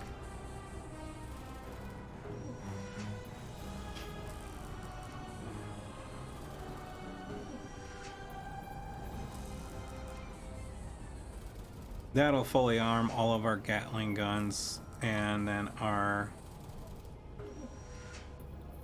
ship, our fighter, and so that should be good. Once it's done, then we're ready. Like I said, we'll go for the research base first, but we'll see if that. Hopefully, we don't get too much stuff spawning at us in the process.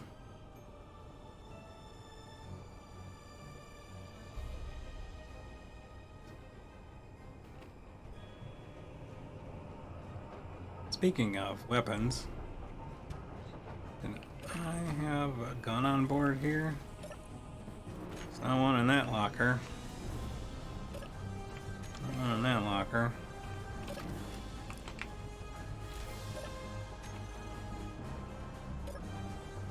None ya.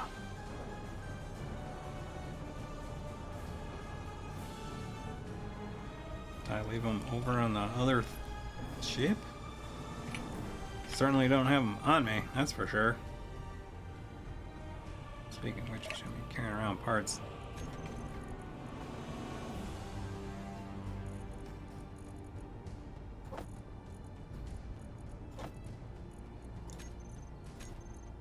Let's see. While I'm here. Okay, that's why, because there was magnesium in the refinery, and I was just looking at what was in the cargo.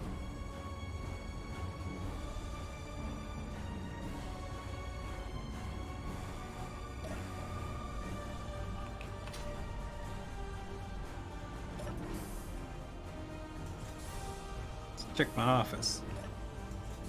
I didn't got anything in there.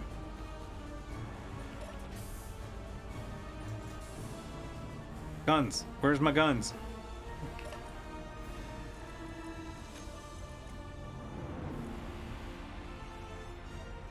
Just got a pea shooter and the cargo access. I thought you would be smart enough to make some guns, but I guess not. Alright. Well, I guess we were making those too.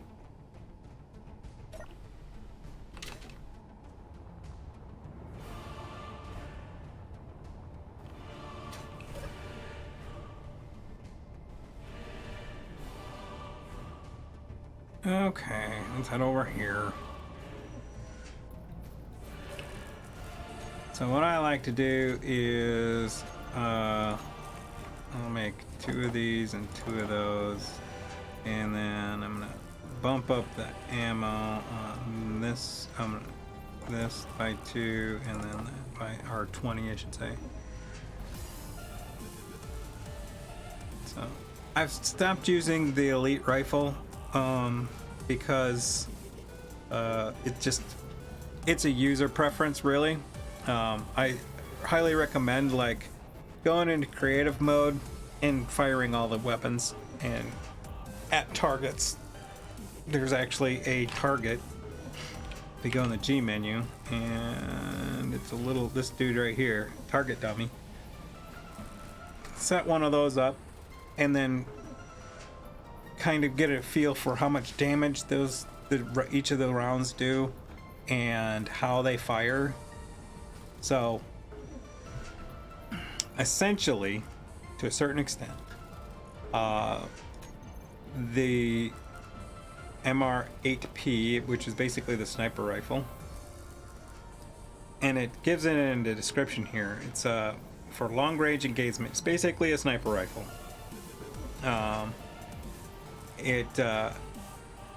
Heavier barrel. It basically shoots more accurate at farther distance. It's single shot, so you got to pull the trigger every single time. A clip is only like 8 rounds, but it's got more. It does more damage when it hits. Subsequently, this is the rapid fire, so this is like a small arms, so it'll fire just repeatedly as you hold the button down,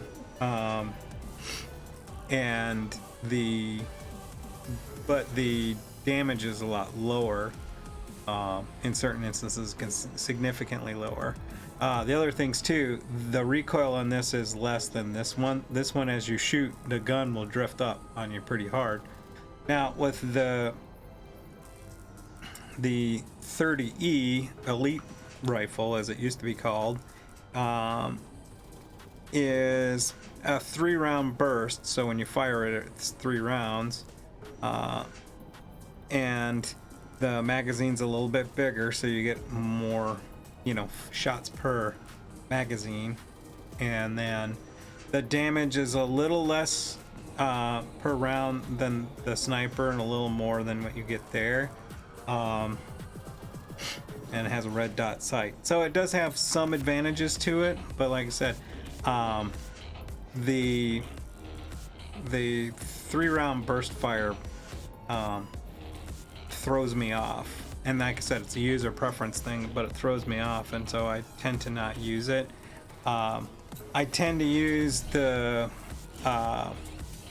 automatic rifle in most engagements, and then if there's a situation that presents itself where I can actually get into a sniper situation where I can be far off, stationary, I can aim, and then I can fire on a target, then I will go and grab that other gun and use that. Like I said, so like a base interdiction or a ship interdiction, I'll just stick with the automatic. If I'm doing something where it's like sneaking up on a base or something like that, and I've got good ground cover, so something that's got like trees and rocks and stuff like that, then I'll switch to a sniper rifle. But I generally find that this one doesn't really suit my kind of way of doing the stuff.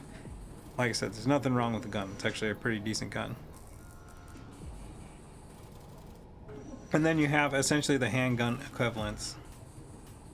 So these are obviously a less caliber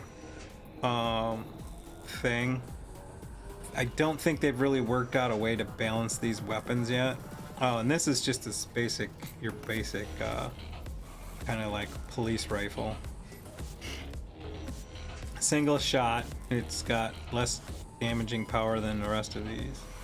These ones are awesome. These are rocket launchers. This one is just basically fire and forget. This one you can actually aim really well. So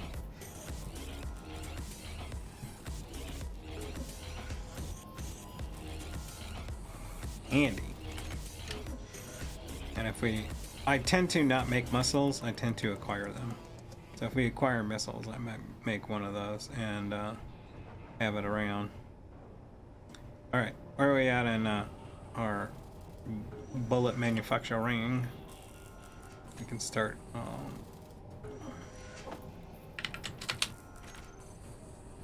We can start loading up these interior turrets.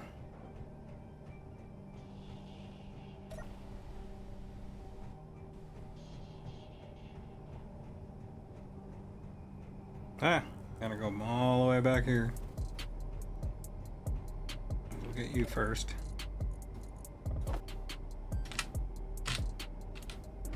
The reason I put 50 in these is because they're manual load only. You can't conveyor load them, and so and they'll run themselves out of ammo fairly quickly. So I don't want to put too much in, but at the same token, I don't want to have to be like running through and filling them all the time either. What? Oh, and I was doing it for 25. Yeah. 150 would do 3. Yeah, that's. I think I was. No, I did the math wrong. I have 8. Should be 400. Yeah, so it's 25. Dirt. I like to put 50 in, but I forgot that I cut it because I'm not gonna get that much magnesium.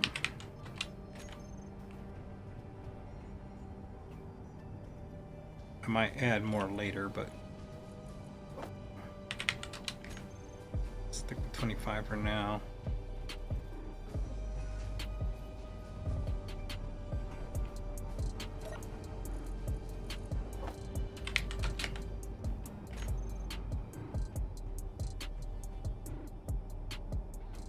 These ones I positioned wrong in the blueprint, so you have to load them from the bottom.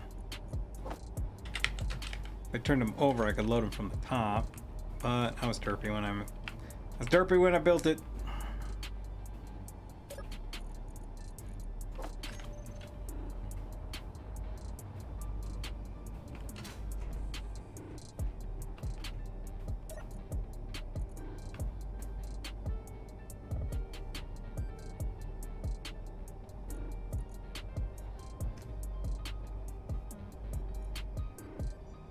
Wait a couple seconds for these rounds to finish.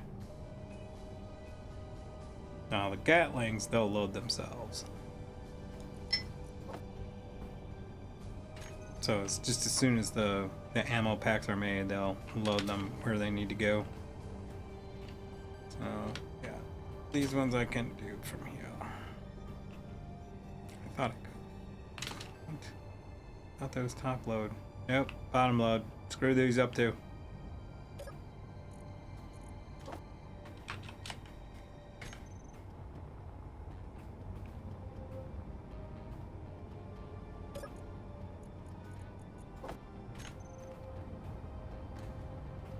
Alright, let's check our gun settings, and we can turn off the lights too since it's daytime. So I need to put that logic circuit in place. I haven't gotten around to it yet.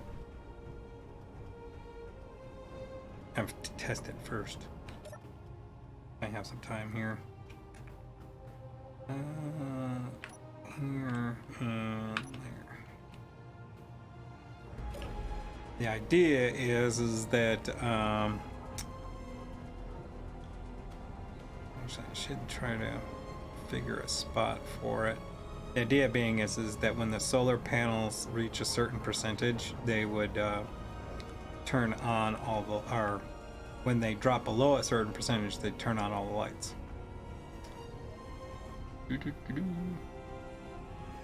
Tend to throw all the new stuff in here.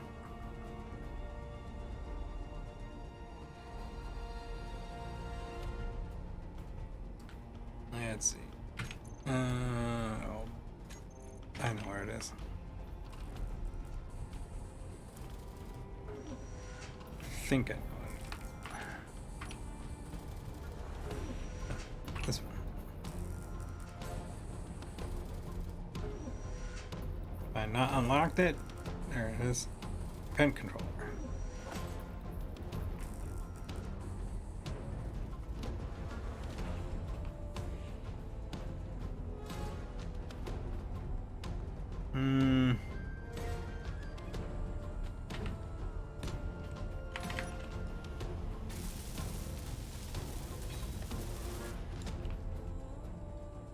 Looks kind of cool that way, but let's switch it to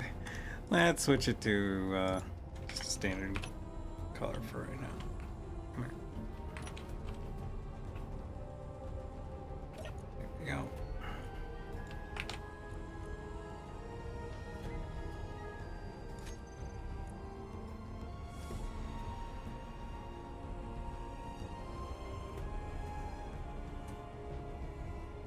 Let's see.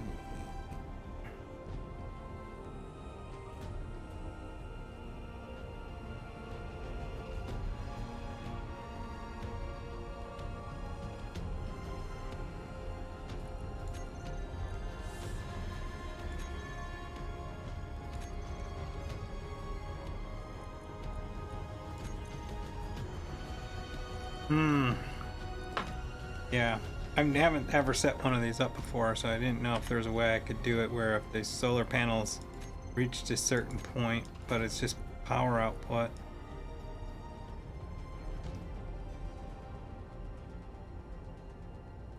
If I was running just off the solar panels, I could just, or if I could filter it to those.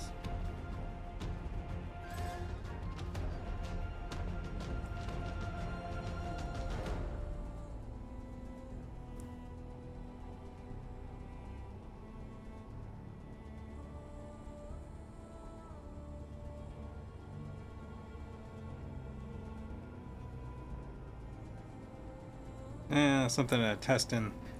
Something I'll work on during the week. But it's there. I'll mess with it later.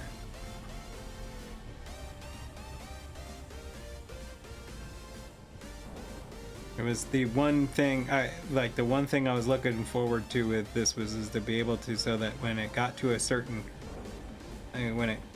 there was a certain amount of sunlight outside, it would turn on all the lights, and when there was a certain amount of light, it would turn off all the lights, and when there was a certain lack of light, it would turn them back on. So, much like Mr. Blitzen said about home automation. It's home automation in my rover. Okay. How are we doing? You guys? Yes, you're getting... How's my production? Looks like we might have ran... It's waiting on magnesium at this juncture.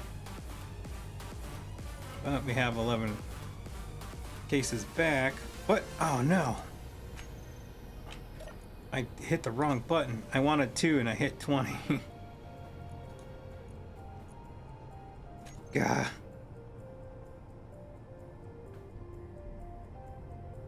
Let's see.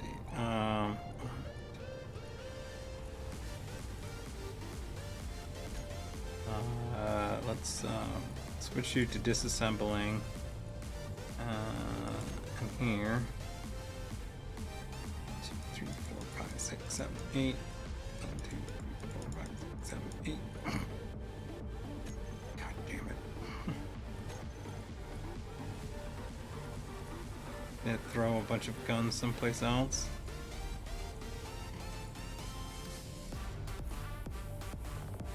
No. Take that out. Stop that. Just add one. Just want two, man. Just two. I want two of those. Nope, stop.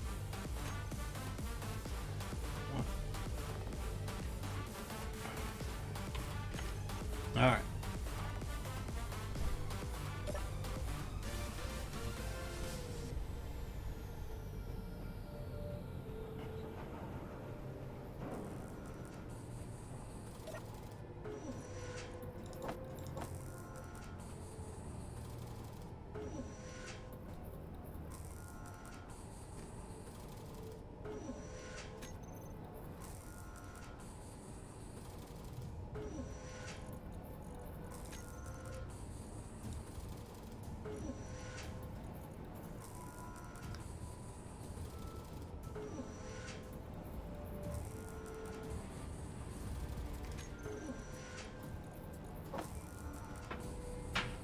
Alright, let's put these guns in our locker.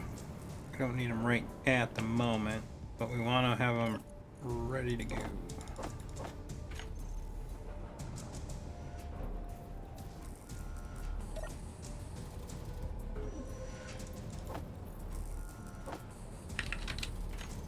Actually, let's split these up.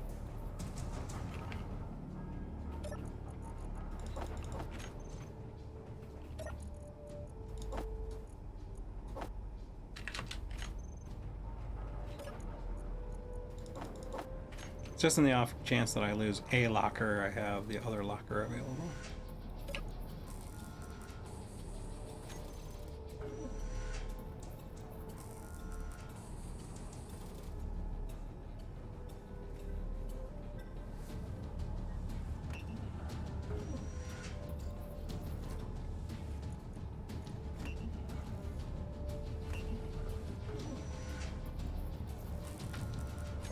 All right.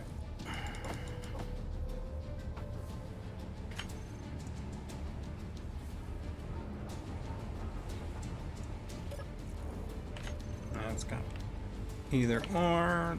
This one's got either or. Let's do an ammo check. Not in this one. Galley.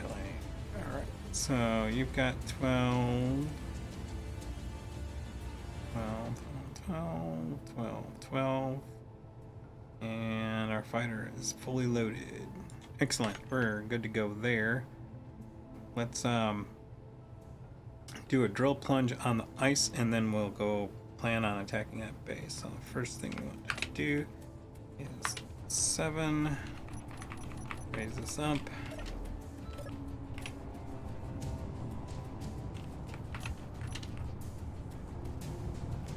We're gonna head over to this ice.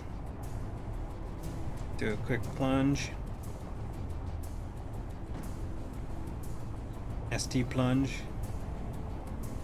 There's like 3 people who know what the hell that is.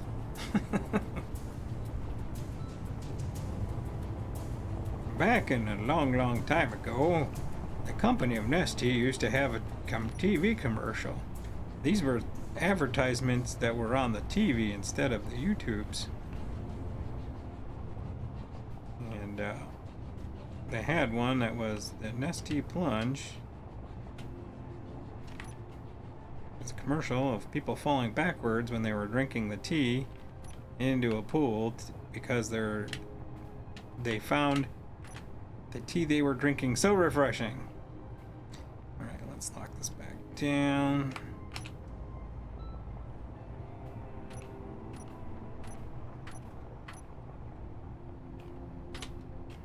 Yes.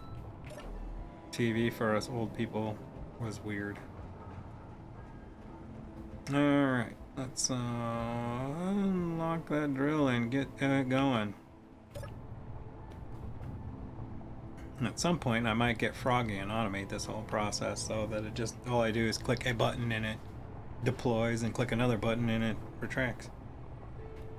But today is not that day. Alright, let's unlock. Hinge. That got up a little bit.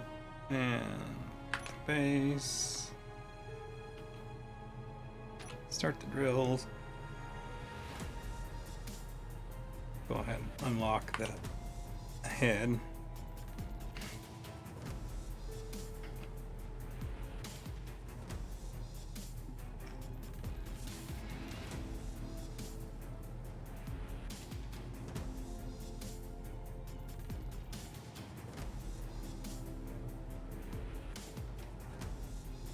Okay, locking the hinge, locking the rotor.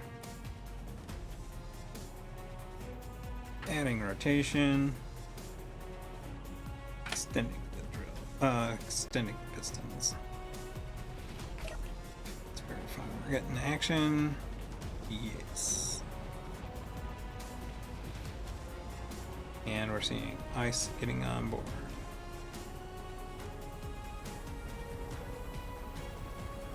Which is just the surface stuff, but hopefully there's actual ore under this. Oh, you know what I need to do? I just remembered. I need to add a connector to the bottom of that piston.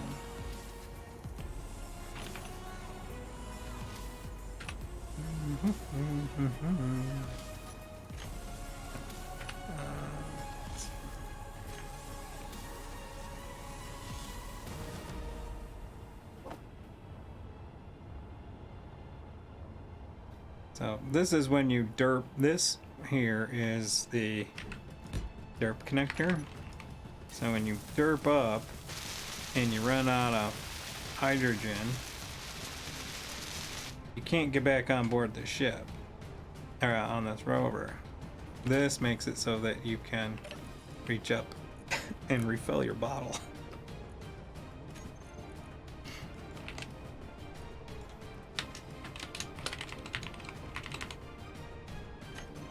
Okay, that's its only purpose in life. Oh yeah, that's like ice. Yeah. Now what I did on the old rover, which I should do on this rover, is I added a ladder. So you can just climb up to this door.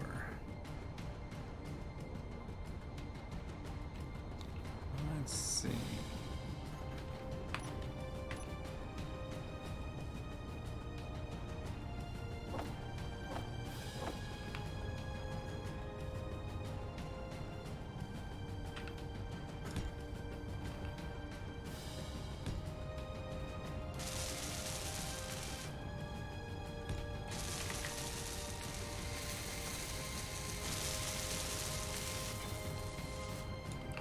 There, now you don't even need your jetpack even to get up there. All you do is just aim at this ladder and boom, you're up.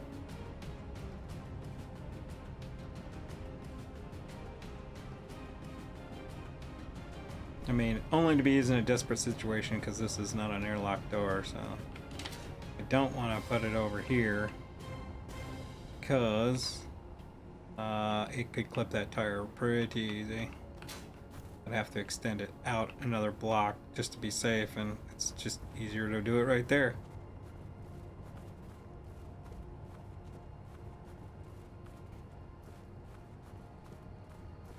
Good enough. Shouldn't take too long. The last one did plunge down pretty quickly.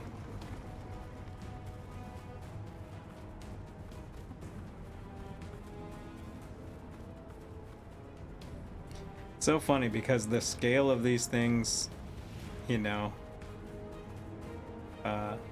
it can be a bit mind-boggling when you like stop and think about it for a hot second. Like, you know, here's my character standing next to the wheel.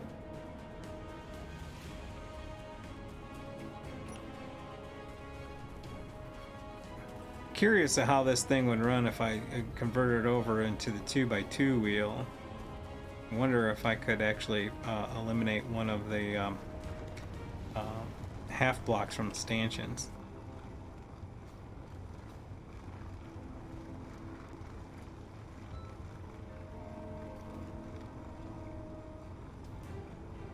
I mean, I have it at 2 because you need that amount of clearance, because if you were to lower these all the way down, they'd actually even potentially clip into the top of that deck.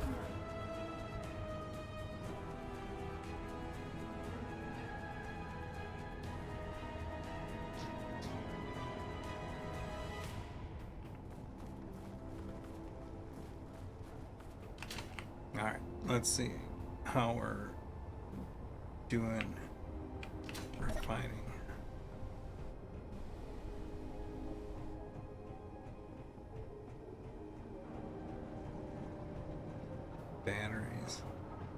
Batteries 100%.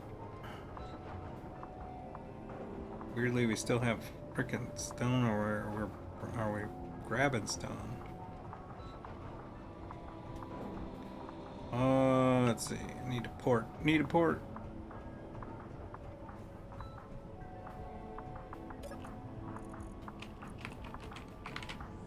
Yeah, drills are taking us down. What? I thought this was an ice deposit. So let's get out there and actually check, see what kind of depth it's at. It might be something where we have to drill down to it, so I might have to go through some. Might have to go through a little bit of dirt.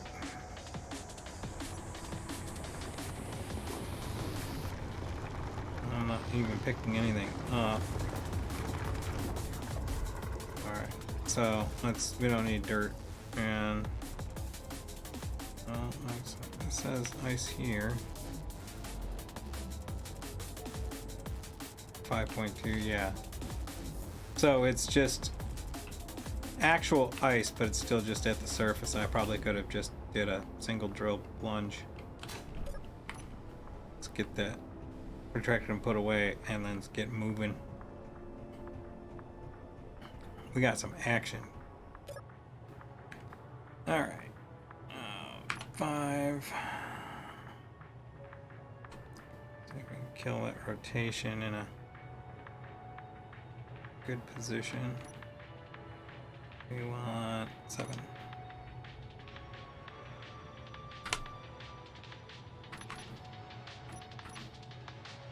That looks good. Turn its drills off. We don't need to be grabbing any more damn stone.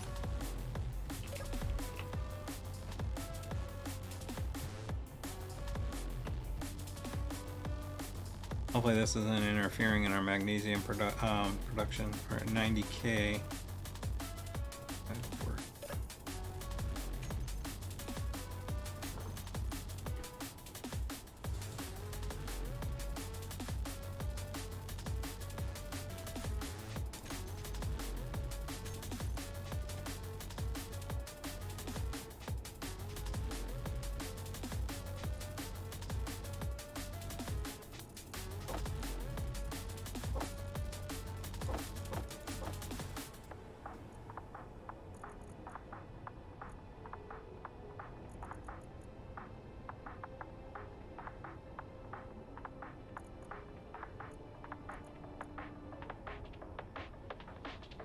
Actually, I think my math was wrong, so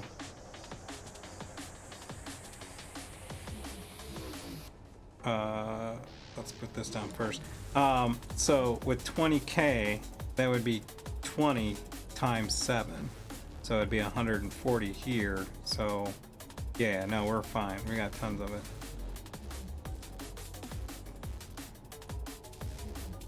It's 7 per 1,000. So it's, and what's always a misnomer is that these are listed in K.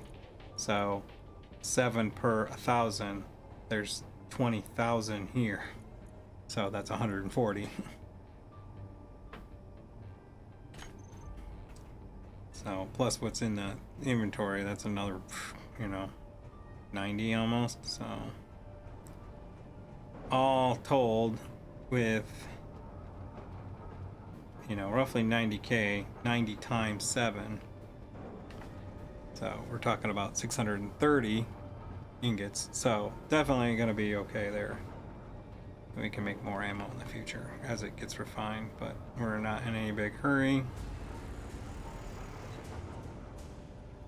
Stone's adding a little bit of weight to us, but we're just gotta wait for these drills to get out of the ground, and then we're good to roll.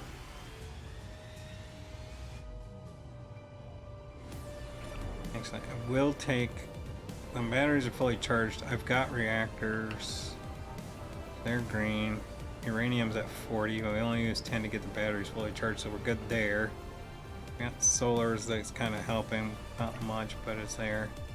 Got engines, and we got a little bit of ice, so I can get this out of the way.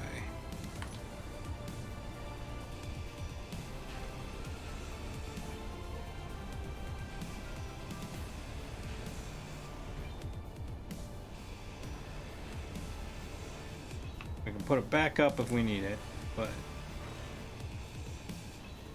right now we don't need it. It's just something that's gonna get shot off.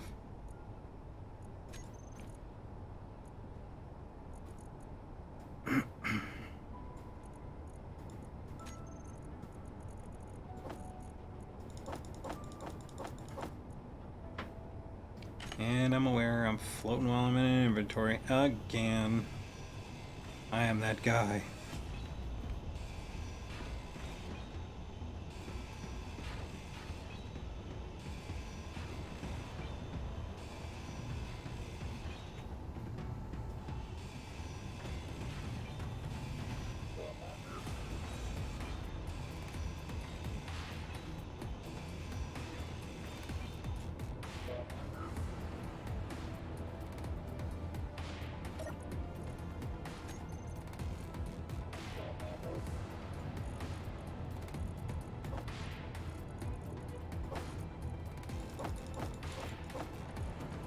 Interestingly, we have not really hit the other cargo container. There is 2 on here.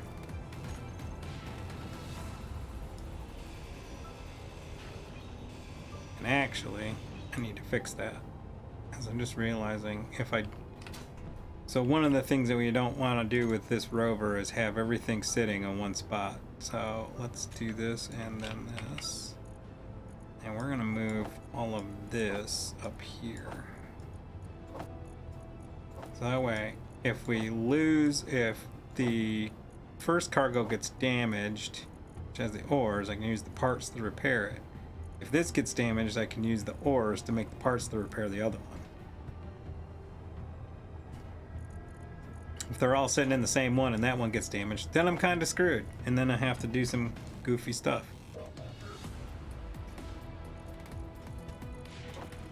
Might as well move this up here.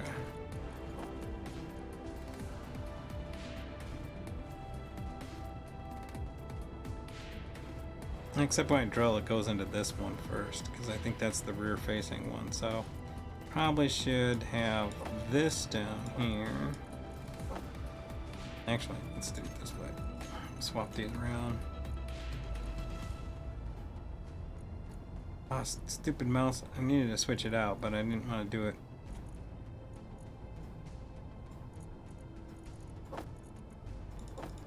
Interesting, I was able to get it from the Beastly buy same day service, so that was convenient, weirdly. The Beast is usually not known for being... So, actually, no, I didn't get it from the Beast. I got it from the Wild Lady.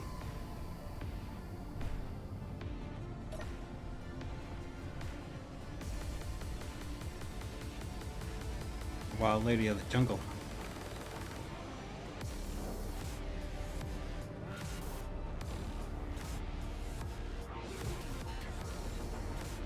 Alright, where's the drills? Where's our drills?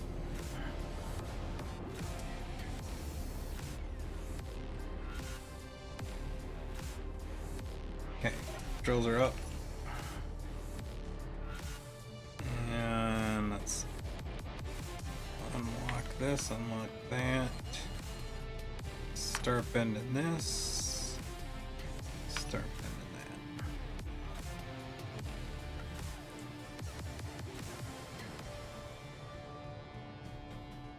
that. Now, if I remember correctly, I think I have, if the settings translated over when I built the blueprint, the speeds are set to something where I think I can start them at the same time and they won't hit the side of the rover.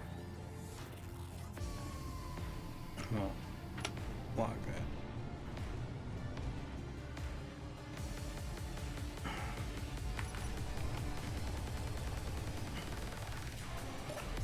Alright, let's get rid of... That's not the door I want. That's not the door I want.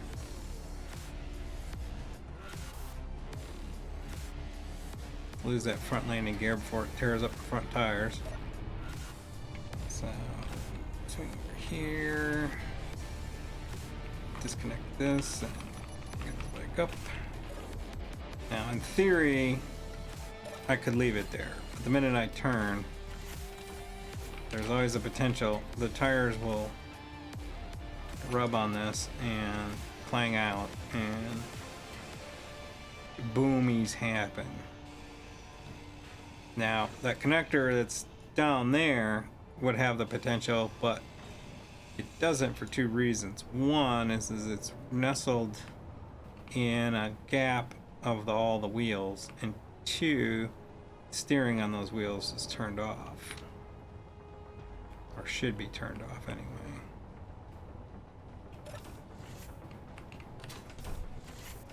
Alright, I think we're ready. So, the strategy I'm going to go with here is I'm going to get about 3K out with a rover.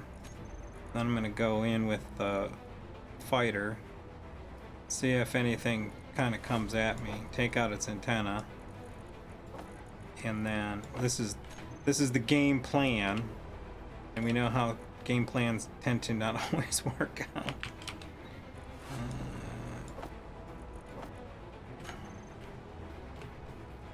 But take out the antenna so that it doesn't call for reinforcements, and then take out any guns.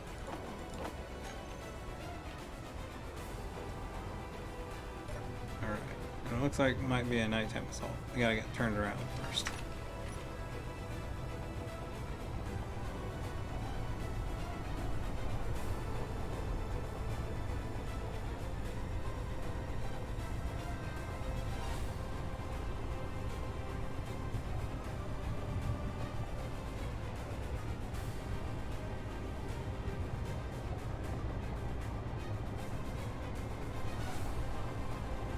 Music's oddly appropriate, but it might not hold up for when I'm actually doing the interdiction here.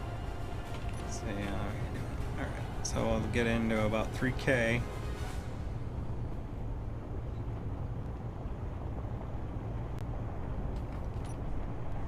Yeah. Screw it, we'll leave it on. Not that I foresee it, I'll run across anything that's interesting, but you never know.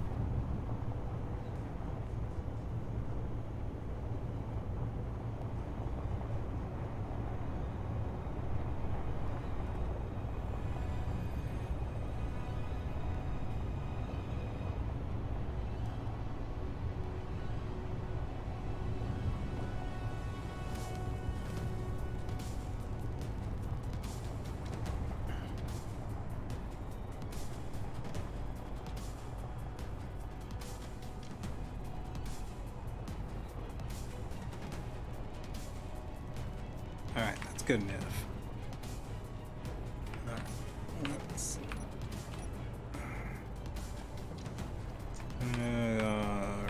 this...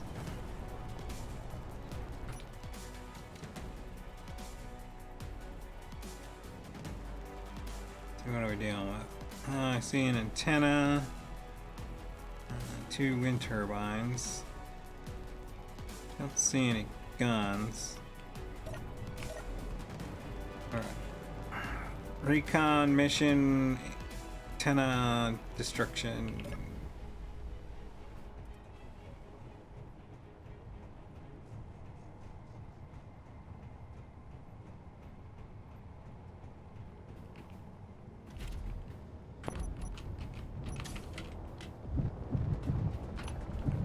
sure guns are hot. Gatling gun, Gatling turret. Here at max range. I'm gonna put you on weapons.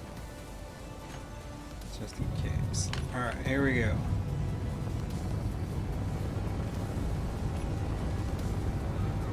So our primary target is the antenna. Secondary is any guns that'll pop up. I don't see any, but I'm sure that they'll be there.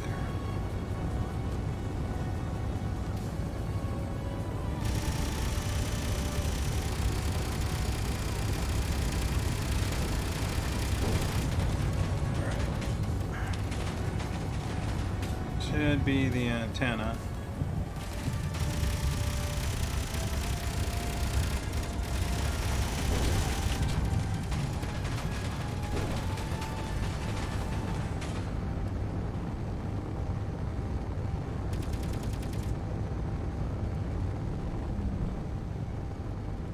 I saw one gun at kind of the crease.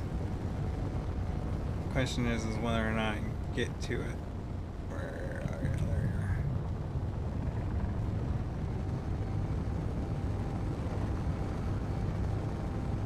Hard on the crack visor. Got it. Just two on the ends.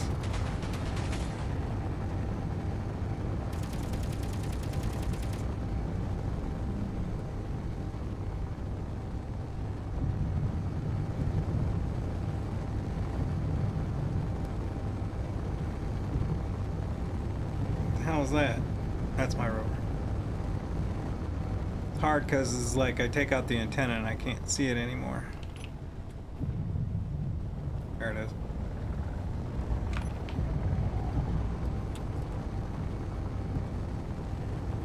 Gonna watch our fuel. Alright, where's those other end guns? There's one right about there.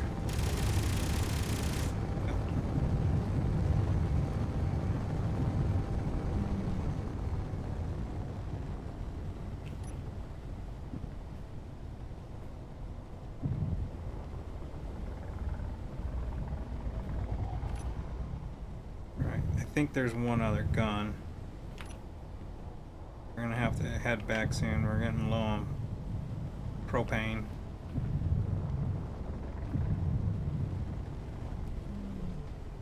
Not seeing it. Alright, let's head back and then let's okay. So we can find it.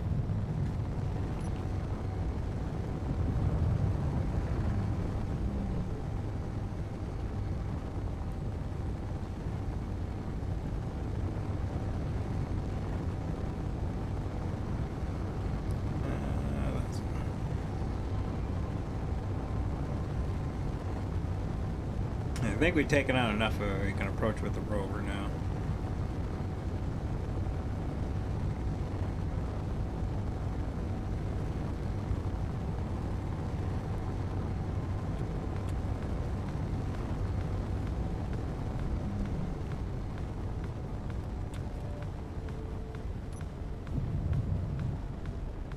Combat landing.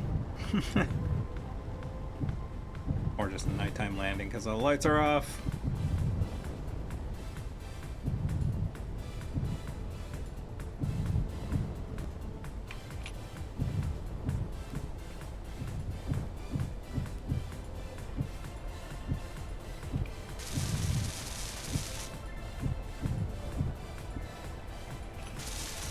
Connect. Let's check our undercarriage.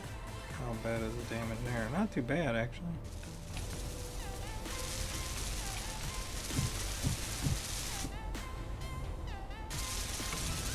I think we're out of landing gear though. Just the front one. No. Back one.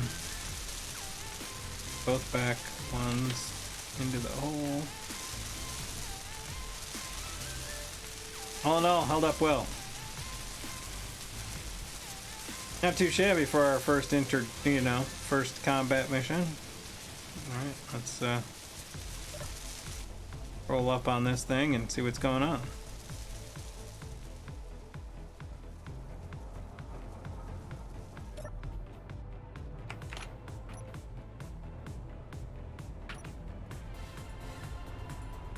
Turn on the lights.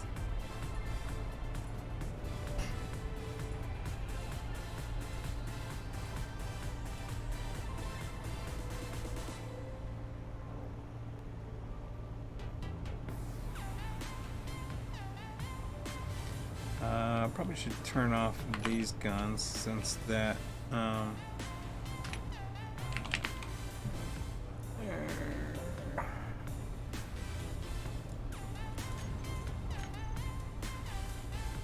we need to start shooting, we can turn them on, but I don't want to be throwing a lot of lead into this thing for no apparent reason.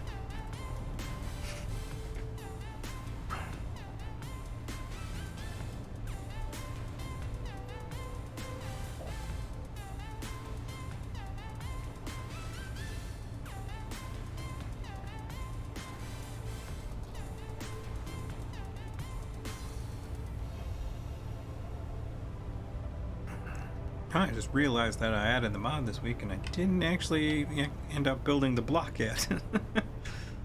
And I could use it too, because the fact is I'm so limited in on access points.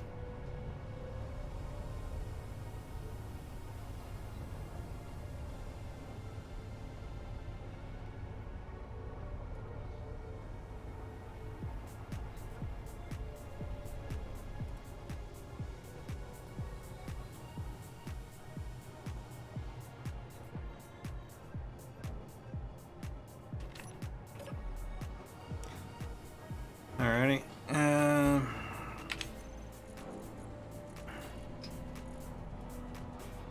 Tools, weapons, gun.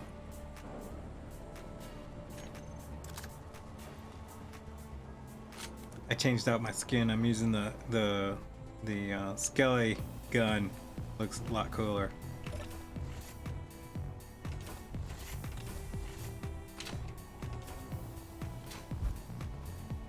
Alright, let's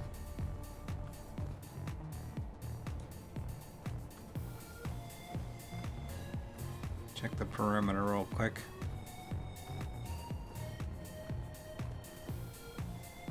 One's out. Oh, I really cocked the hell out of this. Gun was a little bit more effective than I originally anticipated.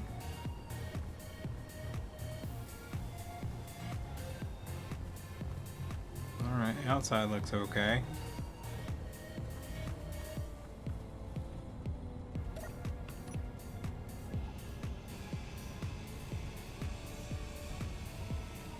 Knock, knock.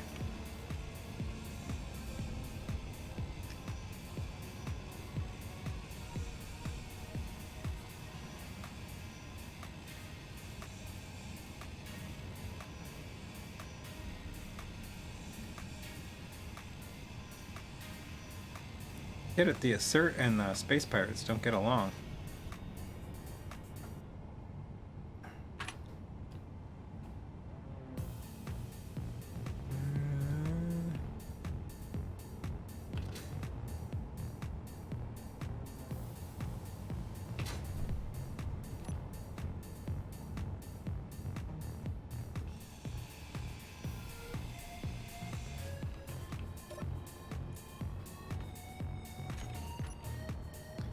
Crappy ammo, but oh, that's an interior turret. What's in here? Nothing. None. Oh, it's the magic floating one. Ah! Oh no! That one has something in it.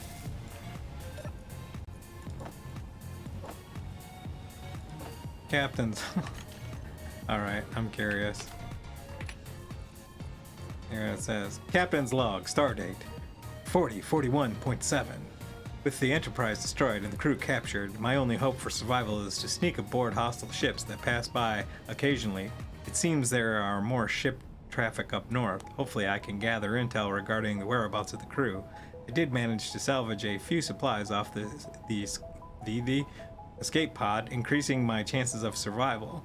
I'll trek about 100 kilometers up north and try to sneak aboard one of the ships that keep leaving the atmosphere. Wish me luck. Fun.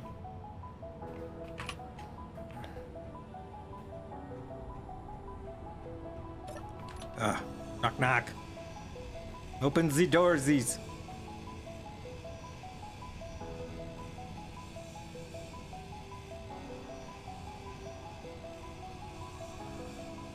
This is a time when a tier 3 grinder really helps.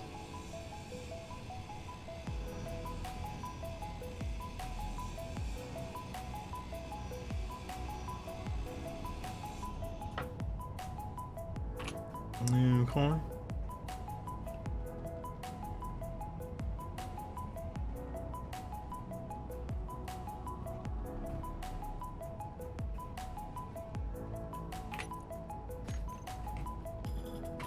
Nobody sleeping in that bed. What's this say? Hero Song Book 1, Day 19. Tar Lazarian staggered and hastily grabbed for a handhold as the transport pod slammed into the docking ring. Glaring over at the pilot, he noticed the fatigue etching the embarrassed youngster's face. Well, that's to be understood. He relented a bit. None of us have gotten any rest lately, and by the amount of damage visible in the Star Path's hull, none of us will be getting much for some time to come. Frowning at the various indicators of the exit hatch, he sealed his suit helmet and stepped aside as the pilot keyed the access code.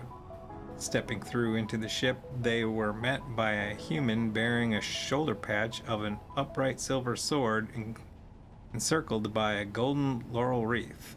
Manager Lazarian, welcome aboard. I'm Commander John Volsey, and I'm here to escort you to the captain. Please watch your step and keep your suit sealed. This section of the ship is still without life support. Ensign Naral, you're relieved of duty for a double rest shift. Volsey clapped the pilot on the shoulder. Fun.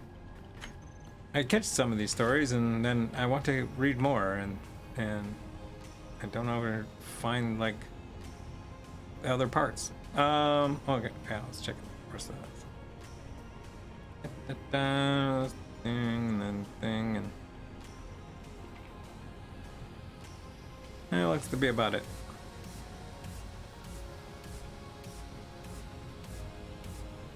Let's see if there's anything down here. I wonder, because that thing was pretty blowy uppy. That's a battery. If I didn't hit like tank or something.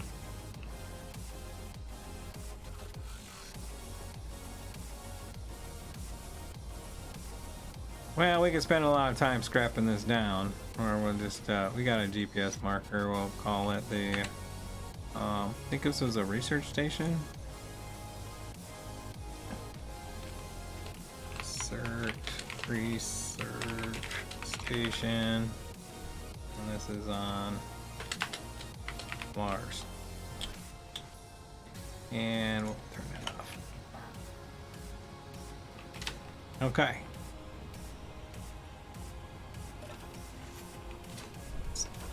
Check our status of our stuff here. Okay, no damage box found, so that's all that. Our fighter should be all repaired.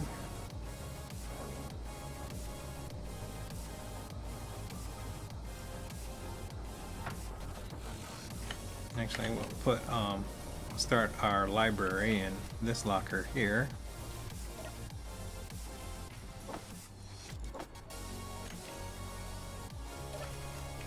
Got some power kits. Put those there.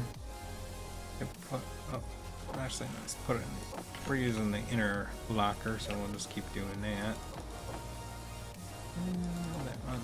And we'll drop off our parts. Now, before we go and attack that other base, let's think about where we're going to put that console. We need a place to stick it. We need one back here. I don't think we do. I think I can. I mean, I could stick one there, but let's I think I need something more forward. That's what keeps kicking my butt, is I keep trying to do something and then there's nothing there. So can't come off of here without moving one of the monitors. But I keep looking at this sucker, it's looking sexy. Let's switch this.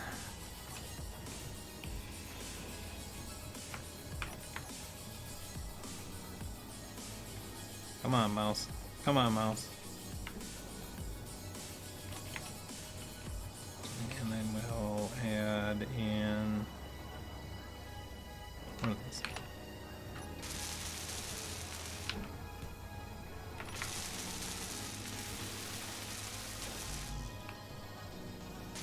Alright.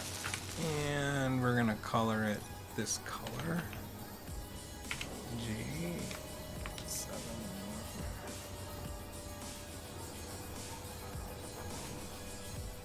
Where is it?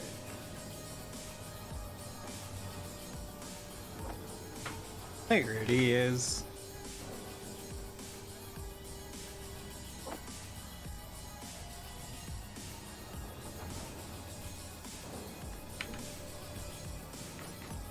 Like I said, big fan of this block.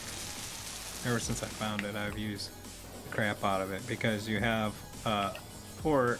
I mean, it's got a 1000 cargo, which is not a big deal, but you have a port where you can actually access inventory, and then you have a monitor as well. So if I was to do this and then do this, and I can just make it say like inventory X this ores. So now I can just have it as soon as the catches up. Oh. Helps if you have the D. Did I say ores? Bet you I did. I do that sometimes. Or for some reason, MMaster stuff display, you know, uses the singular or component ingot. Izzy's stuff uses the plural ors, components, ingots. So keeping them track in my head sometimes. So now we have a nice display, and you can change colors just like anything else. So now we have something there, and we can take it off of this board here. So it's not so cluttered.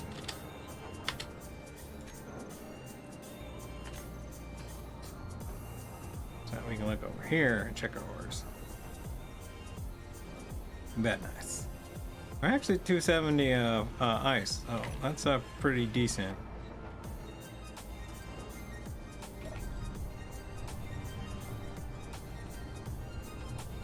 All right, let's start heading towards the.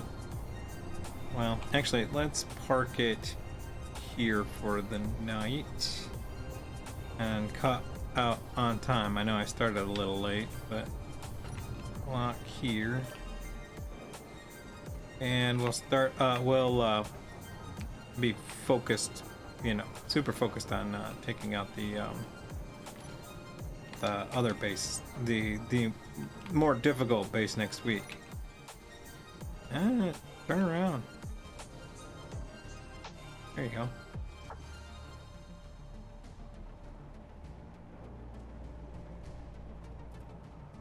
All right.